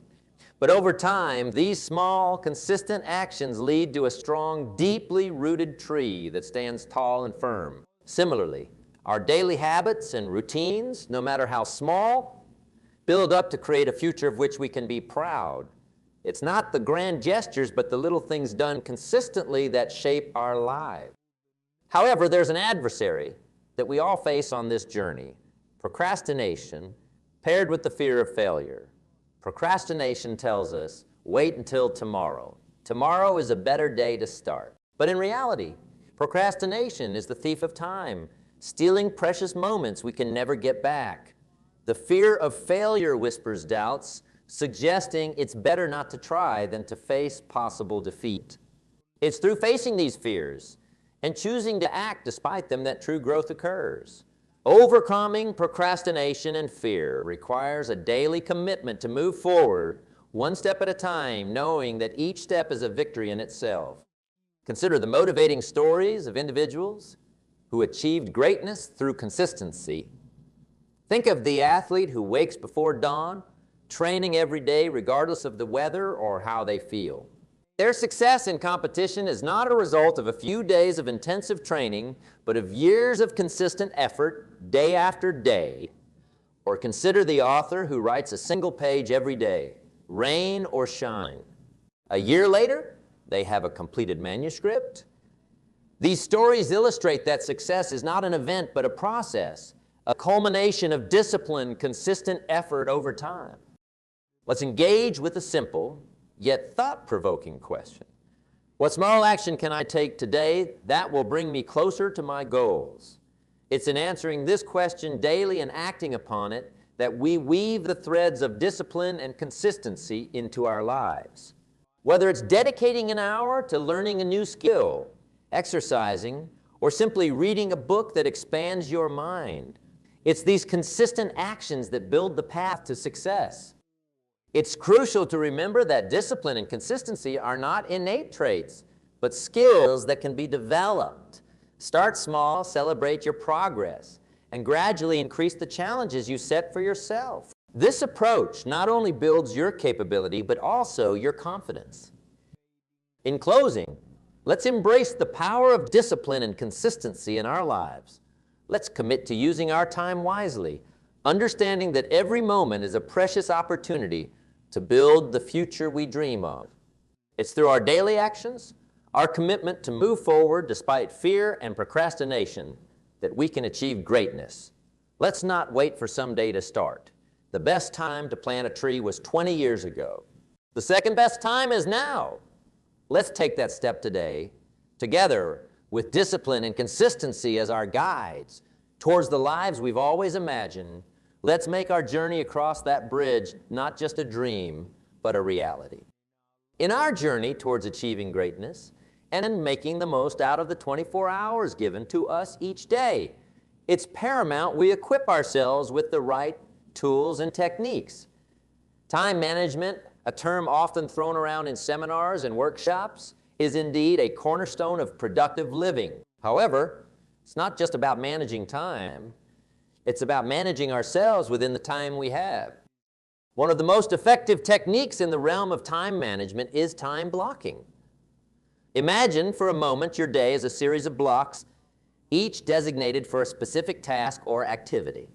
This isn't about filling every minute with work, but about dedicating focused time to what truly matters, both professionally and personally. Time blocking helps in creating a visual roadmap of your day, allowing you to navigate through tasks with clarity and purpose.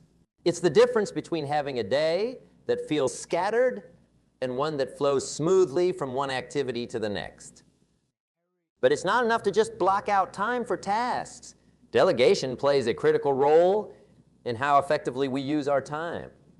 The art of delegation is not about shirking responsibility, but about recognizing that you don't have to do everything yourself.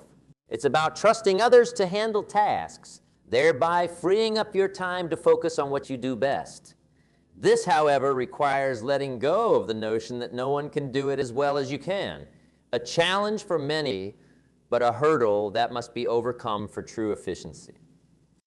Setting deadlines is another tool in our time management arsenal. Deadlines create a sense of urgency, a psychological nudge that pushes us to complete tasks. They transform the abstract into the tangible, making our goals appear more immediate and achievable. Yet, the key is setting realistic deadlines. Those that challenge us but don't set us. However, in this endeavor to make the most of our time, we must not forget the importance of rest and rejuvenation. It might seem counterintuitive, but taking breaks is essential for sustained productivity. The human mind and body are not designed for marathon sessions of work without rest. Breaks, especially those that involve activities we enjoy, replenish our energy and refresh our minds, making us more effective when we return to work. But think of it as sharpening the saw. A sharper blade makes the cut quicker and more precise. Balancing work and personal life is the final piece of the puzzle. It's easy to get caught up in the hustle of achieving and forget to live. A fulfilling day is not one that's packed with work from dawn till dusk, but one that includes moments of joy, connection, and relaxation. It's about making time for family dinners, hobbies, exercise, and whatever else brings you joy. Remember, success is not just measured by professional achievements, but by the richness of your life as a whole.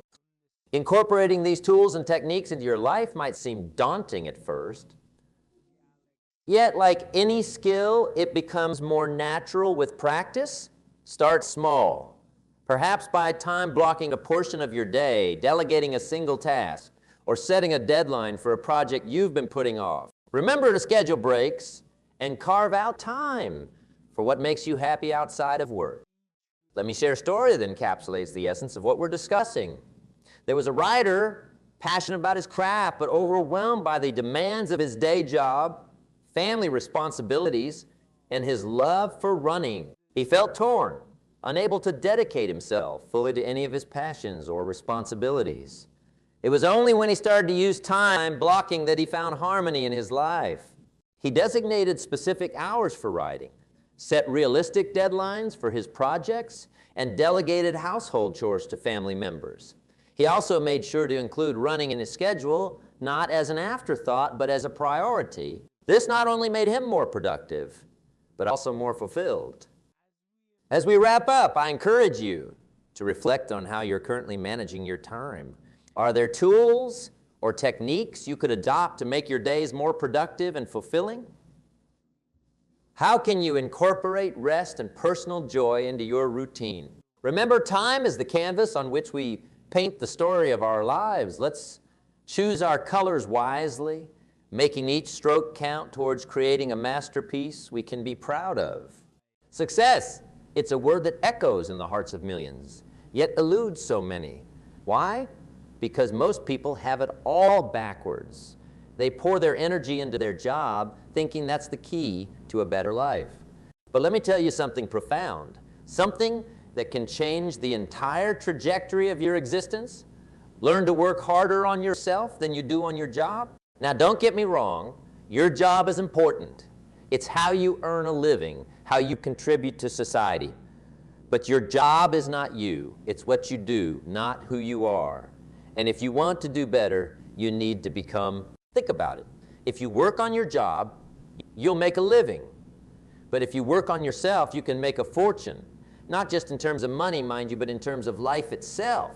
In happiness, in fulfillment, in the sheer joy of becoming the best version of yourself. I remember a young man who came to me years ago. He was frustrated, working long hours, but feeling stuck. He said, I'm working so hard, but I'm not getting ahead. What am I doing wrong? I asked him a simple question. How many books have you read in the last year? He looked at me, puzzled, and said, books? I don't have time for books. I'm too busy working. And there it was. The problem laid bare. He was so busy working on his job that he had neglected to work on himself. He had stopped growing, stopped learning, stopped evolving. And when you stop growing, you start dying. So challenged him. I said, for the next year, spend as much time working on yourself as you do on your job. He looked skeptical, but he agreed to try. 1 year later, he came back a changed man. His income had doubled, but more importantly, his life had transformed. He was happier, more confident, more alive. Why? Because he had invested in himself. Now, let me ask you, how much time do you spend working on yourself? Are you reading books that expand your mind? Are you attending seminars that challenge your thinking? Are you seeking out mentors who can guide you? Or are you just going through the motions, day in and day out, wondering why things never seem to change? You see, your income seldom exceeds your personal development. Oh, you might get lucky for a while, but without personal growth, you'll always fall back to what you're worth. That's why lottery winners often end up broke. They get the money, but they don't have the mindset to keep it. They haven't worked on themselves. So how do you work on yourself? It starts with a decision to make yourself a priority, to invest in your own growth and development. And it's not just about skills for your job. It's about becoming a better human being. It's about developing your mind, your character, your health, your relationships. Let's break it down. First, your mind. Your mind is like a garden. You can let it grow wild, full of weeds and thorns, or you can cultivate it, planting seeds of wisdom and knowledge. Read books, not just any books, but books that challenge you, that make you think, that expand your horizons. I'm not talking about light entertainment. I'm talking about books that change lives, biographies of great men and women, books on philosophy, on psychology, on personal development. And don't just read them. Study them, take notes, reflect on what you've read. Ask yourself, how can I apply this in my life? Remember, it's not just about consuming information. It's about transforming that information into action. Next, your character. Your character is your foundation. It's what you build your life upon. And like any foundation, it needs constant reinforcement. Work on your integrity. Be a person of your word. If you say you're going to do something, do it. No excuses, no rationalizations, just pure, unadulterated follow-through. Work on your attitude. Attitude is everything. It's the lens through which you view the world. And here's the amazing thing. You get to choose your attitude.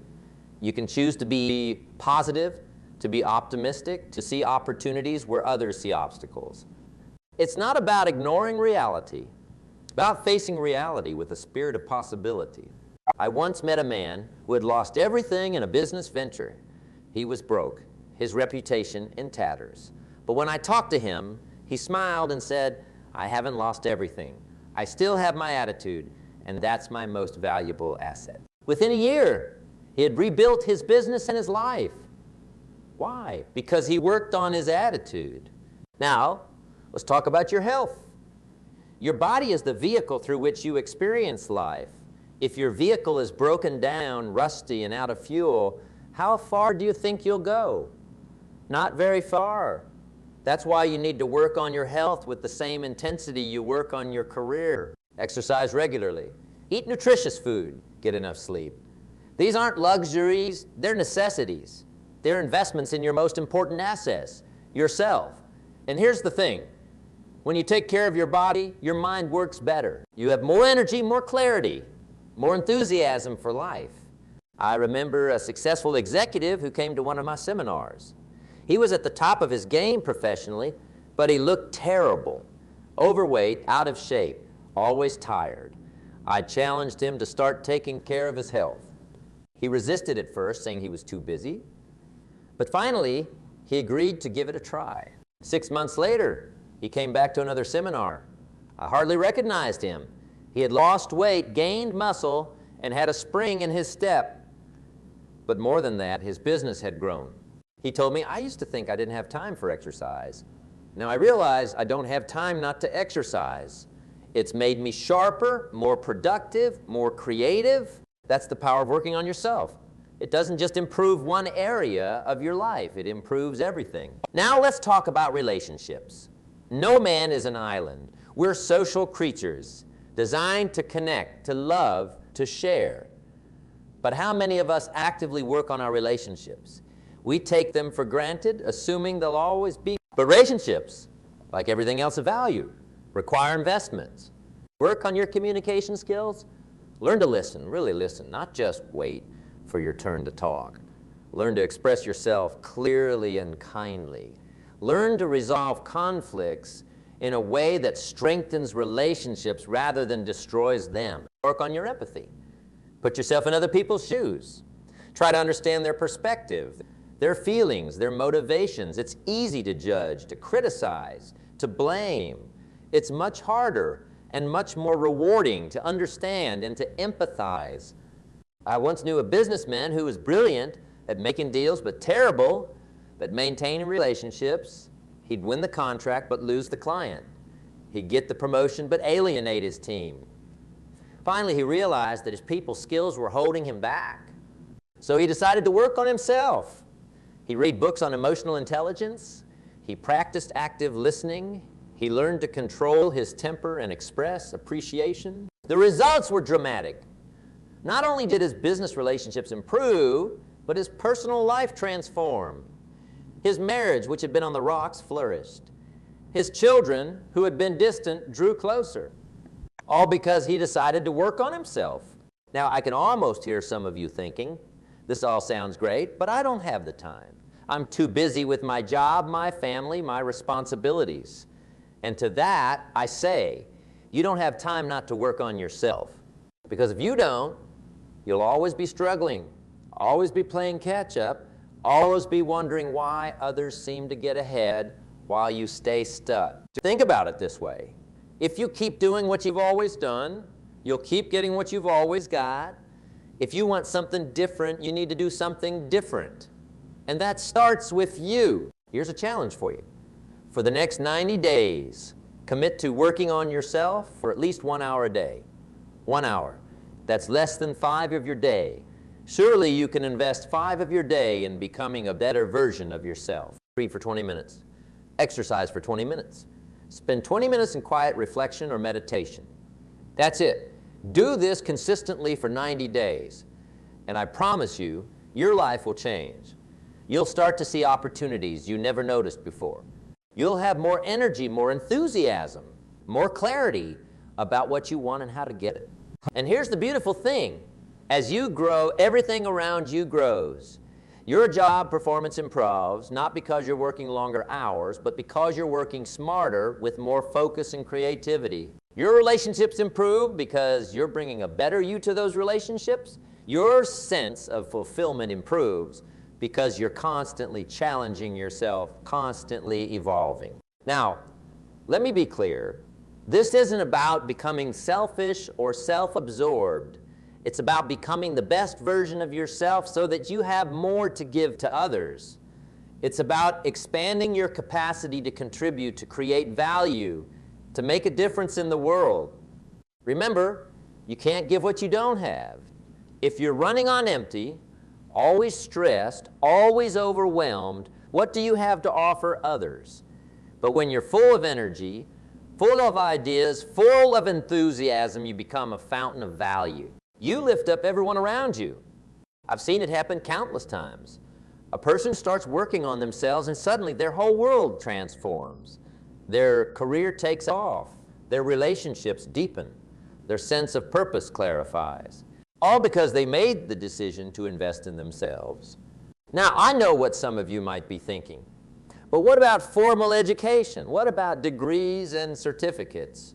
And yes, those can be valuable, but they're not enough.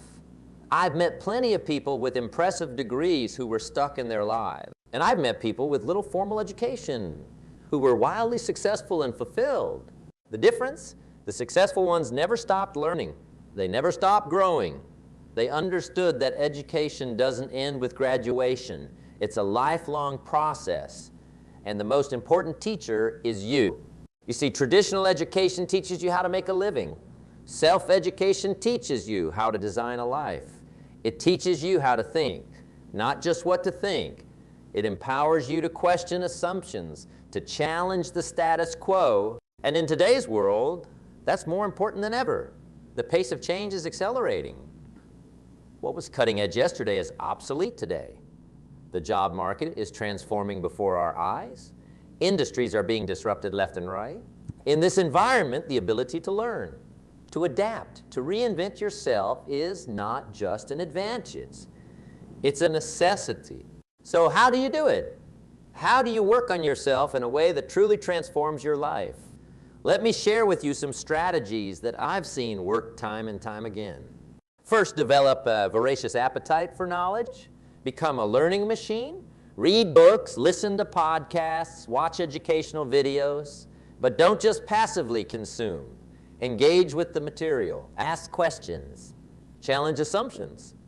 Apply what you learn to your own life. I knew a truck driver who used to listen to educational audio programs while he drove. He turned his truck into a university on wheels. Within a few years, he had started his own logistics company. Why? Because he invested in his own growth. He worked harder on himself than on his job. Second, seek out mentors and role models.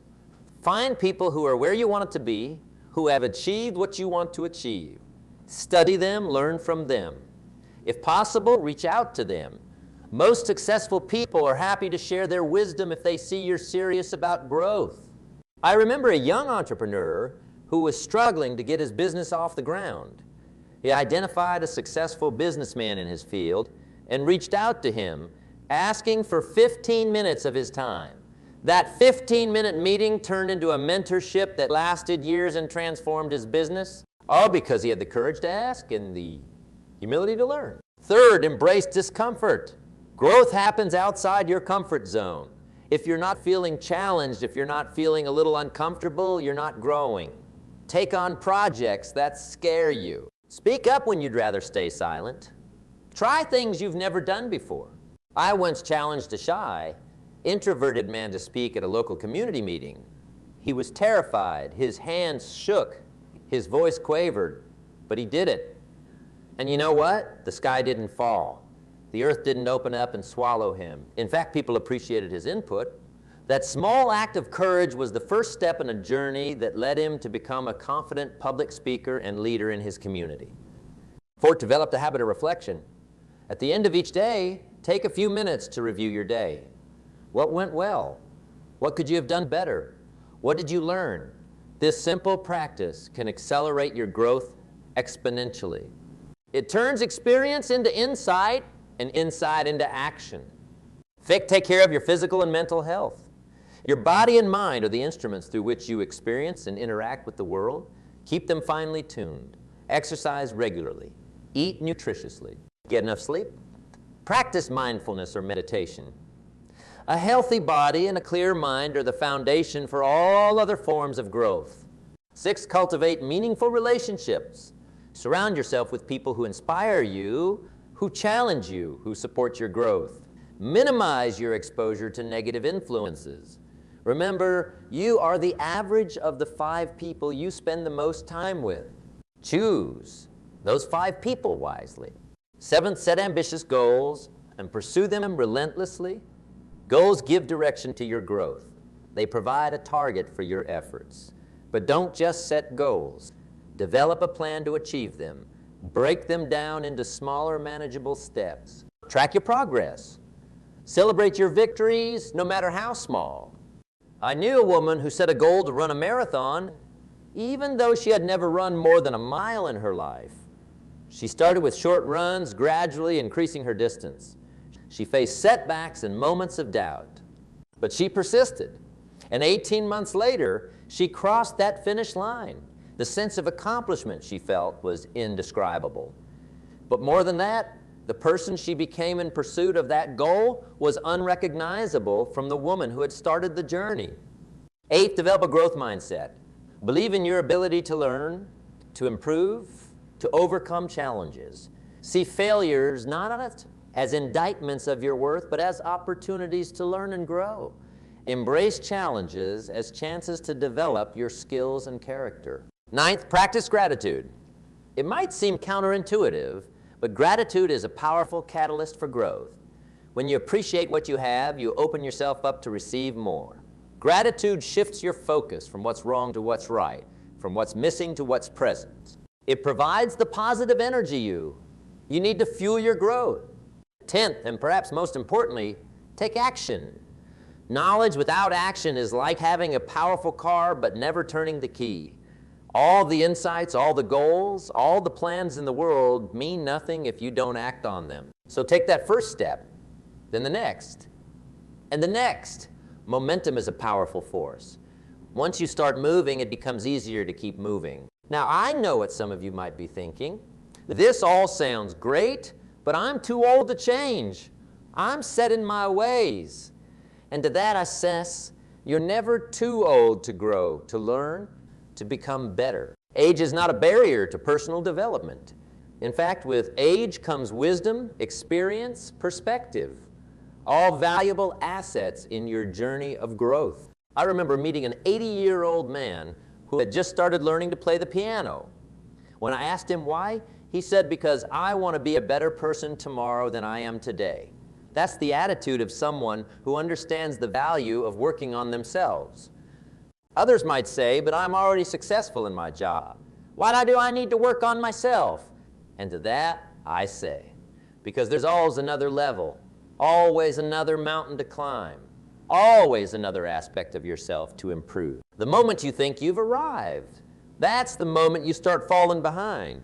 I've known CEOs of multi-million-dollar companies who still read voraciously, who still attend seminars, who still seek out mentors. Why? Because they understand that the journey of personal growth never ends. There's always more to learn, more to achieve, more to become. And here's something else to consider.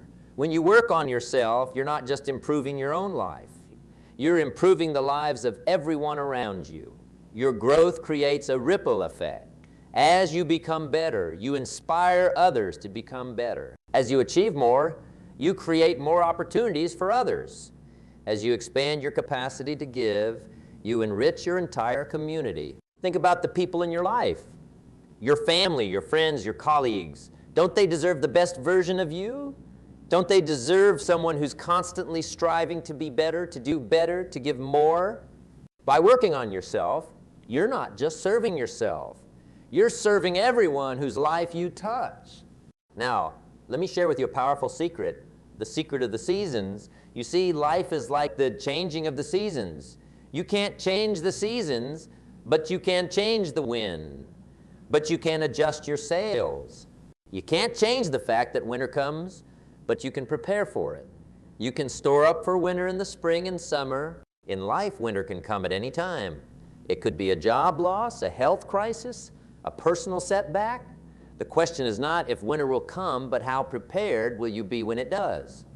And the only way to prepare is to work on yourself, to develop your skills, your mind, your character, your resources. I remember a man who lost his job during an economic downturn. Many of his colleagues were devastated, scrambling to make ends meet. But this man, he thrived. Why? Because he'd been working on himself. He developed multiple skills. He had built a network of relationships. He had saved and invested wisely. When winter came, he was prepared. That's the power of working on yourself. It's not just about today. It's about preparing for all the tomorrows that are yet to come. Now let's talk about something that often holds people back from working on themselves. Fear, fear of failure, fear of change, fear of the unknown.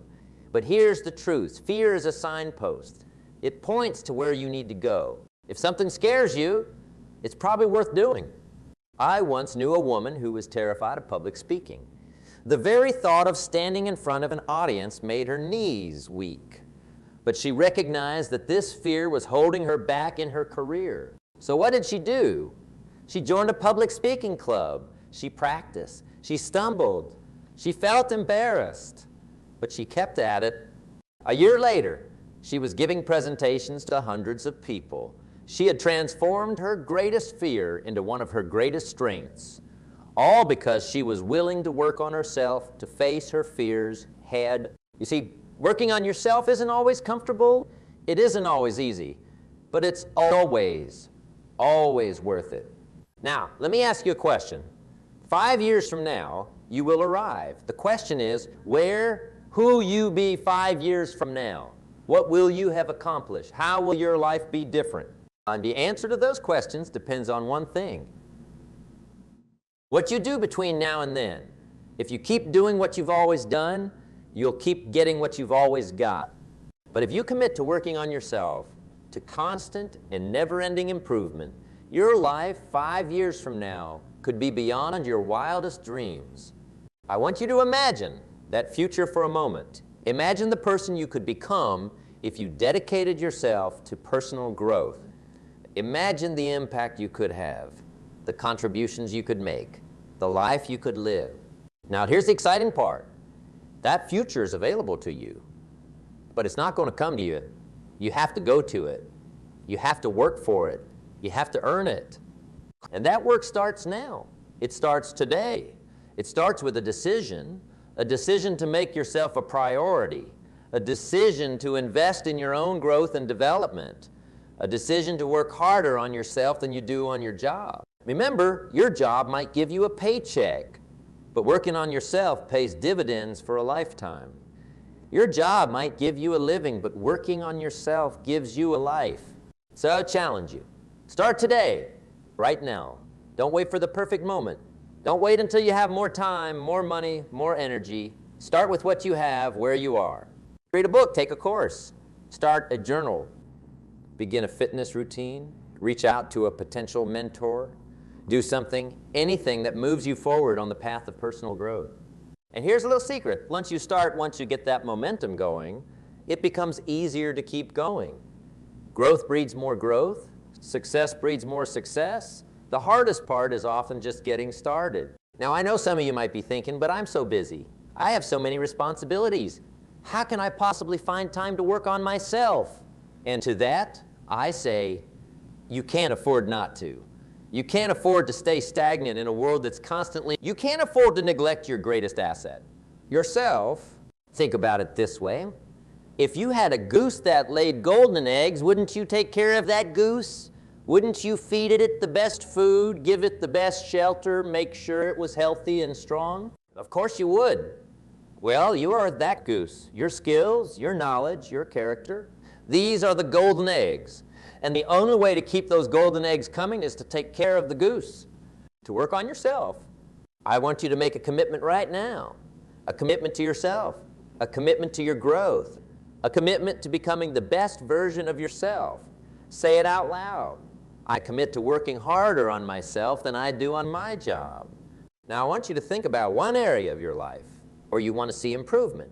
Maybe it's your health. Maybe it's your relationships. Maybe it's your career skills. Whatever it is, I want you to decide on one action you can take today to start improving in that area. It doesn't have to be big. Remember, small hinges swing big doors? If it's your health, maybe that action is going for a 10-minute walk. If it's your relationships, maybe it's calling a friend you haven't spoken to in a while. If it's your career skills, maybe it's signing up for an online course. Whatever it is, commit to it. And then do it. Because here's the thing. The world doesn't pay you for what you know. It pays you for what you do.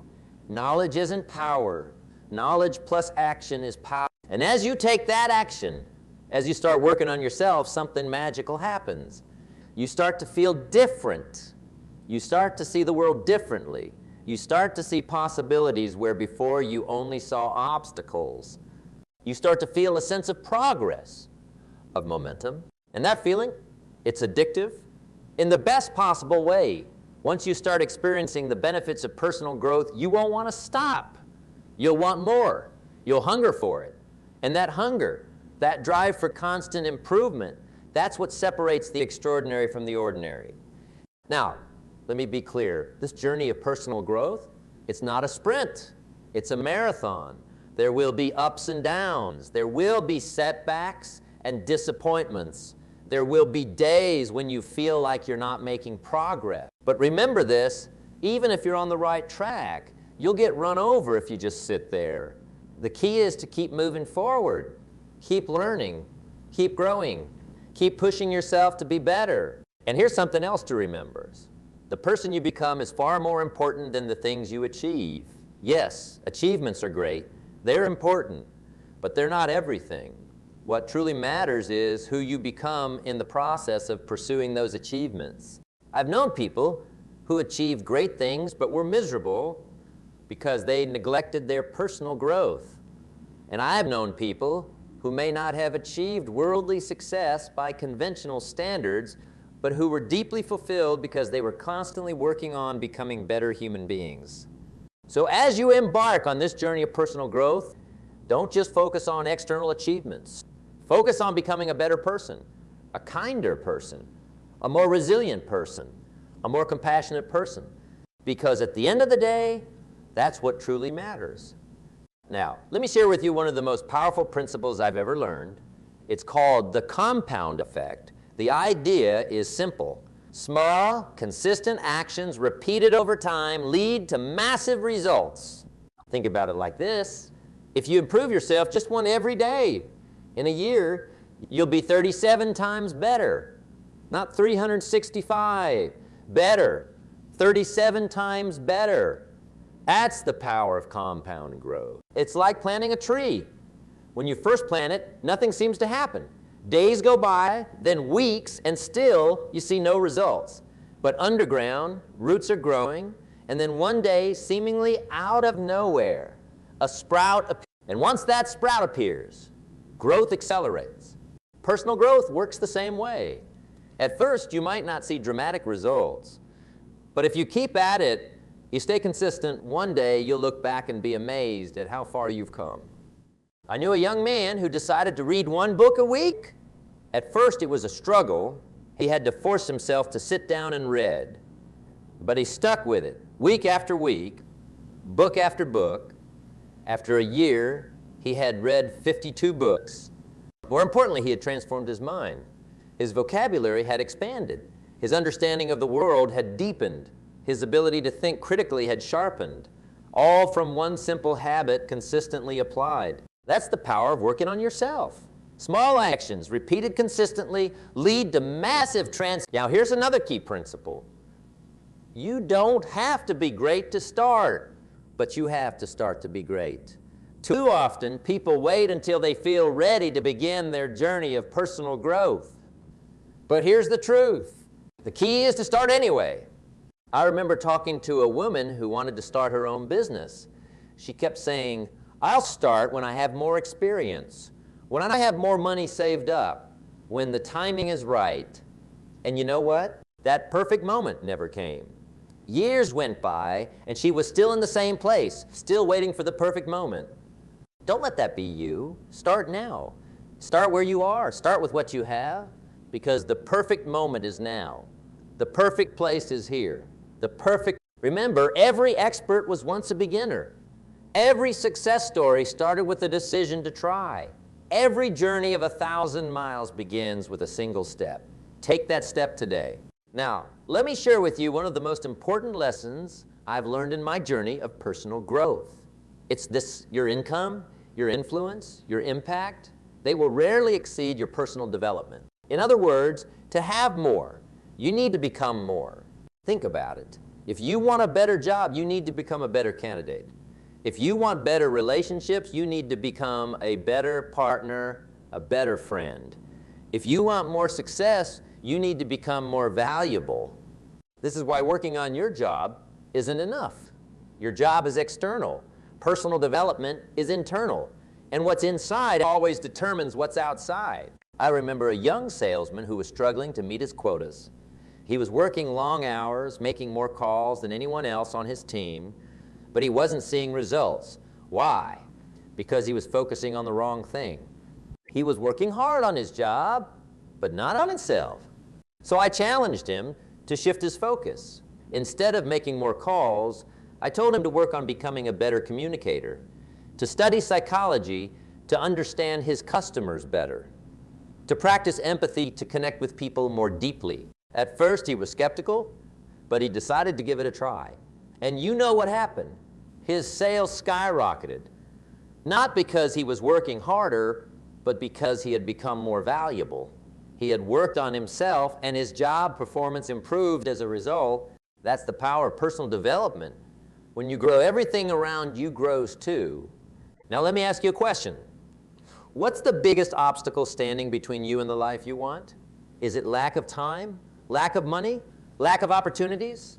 I'll tell you what I think it is. The biggest obstacle is you. Or more specifically, the you that you've settled for. The you that says, this is just how I am. The you that's comfortable with the status quo. But here's the exciting part. If you're the biggest obstacle, you're also the biggest opportunity, because you have the power to change. You have the power to grow. You have the power to become better. And that power, it's not someday power. It's not when I have more time power or when I have more money power. It's now power. You have it right now. The power to decide, the power to change your life by changing yourself. So I challenge you, don't settle for less than you can be. Don't settle for a life of mediocrity when greatness is within your reach. Decide today to work harder on yourself than you do on your job. Decide to become the best version of yourself. Because here's the truths. The world needs you to be great. Your family needs you to be great. Your community needs you to be great. And most importantly, you need you to be great. So start today. Start now. Read that book. Take that course. Have that difficult conversation. Face that fear. Take that step towards becoming the person you're capable of being. Remember, the best investment you can make is an investment in yourself. It pays the best interest. It yields the highest returns. And unlike other investments, no one can take it away from you. Your job might change. Your circumstances might change. But who you are, what you know, what you can do, that stays with you. That's yours forever. So invest in yourself. Work on yourself. Believe in yourself. Because when you do, amazing things happen. You grow. You progress. You become more. And as you become more, you can give more. You can contribute more. You can make a bigger difference in the world. That's what this journey of personal growth is all about. It's not just about becoming successful. It's about becoming significant. It's about living a life of purpose and meaning. It's about becoming the best version of yourself so that you can give your best to the world. So I leave you with this final thought. Your life will be shaped by your choices. And the most important choice you can make is the choice to invest in yourself, to work harder on yourself than you do on your job. Make that choice today. Make it every day. And watch as your life transforms in ways you never thought possible.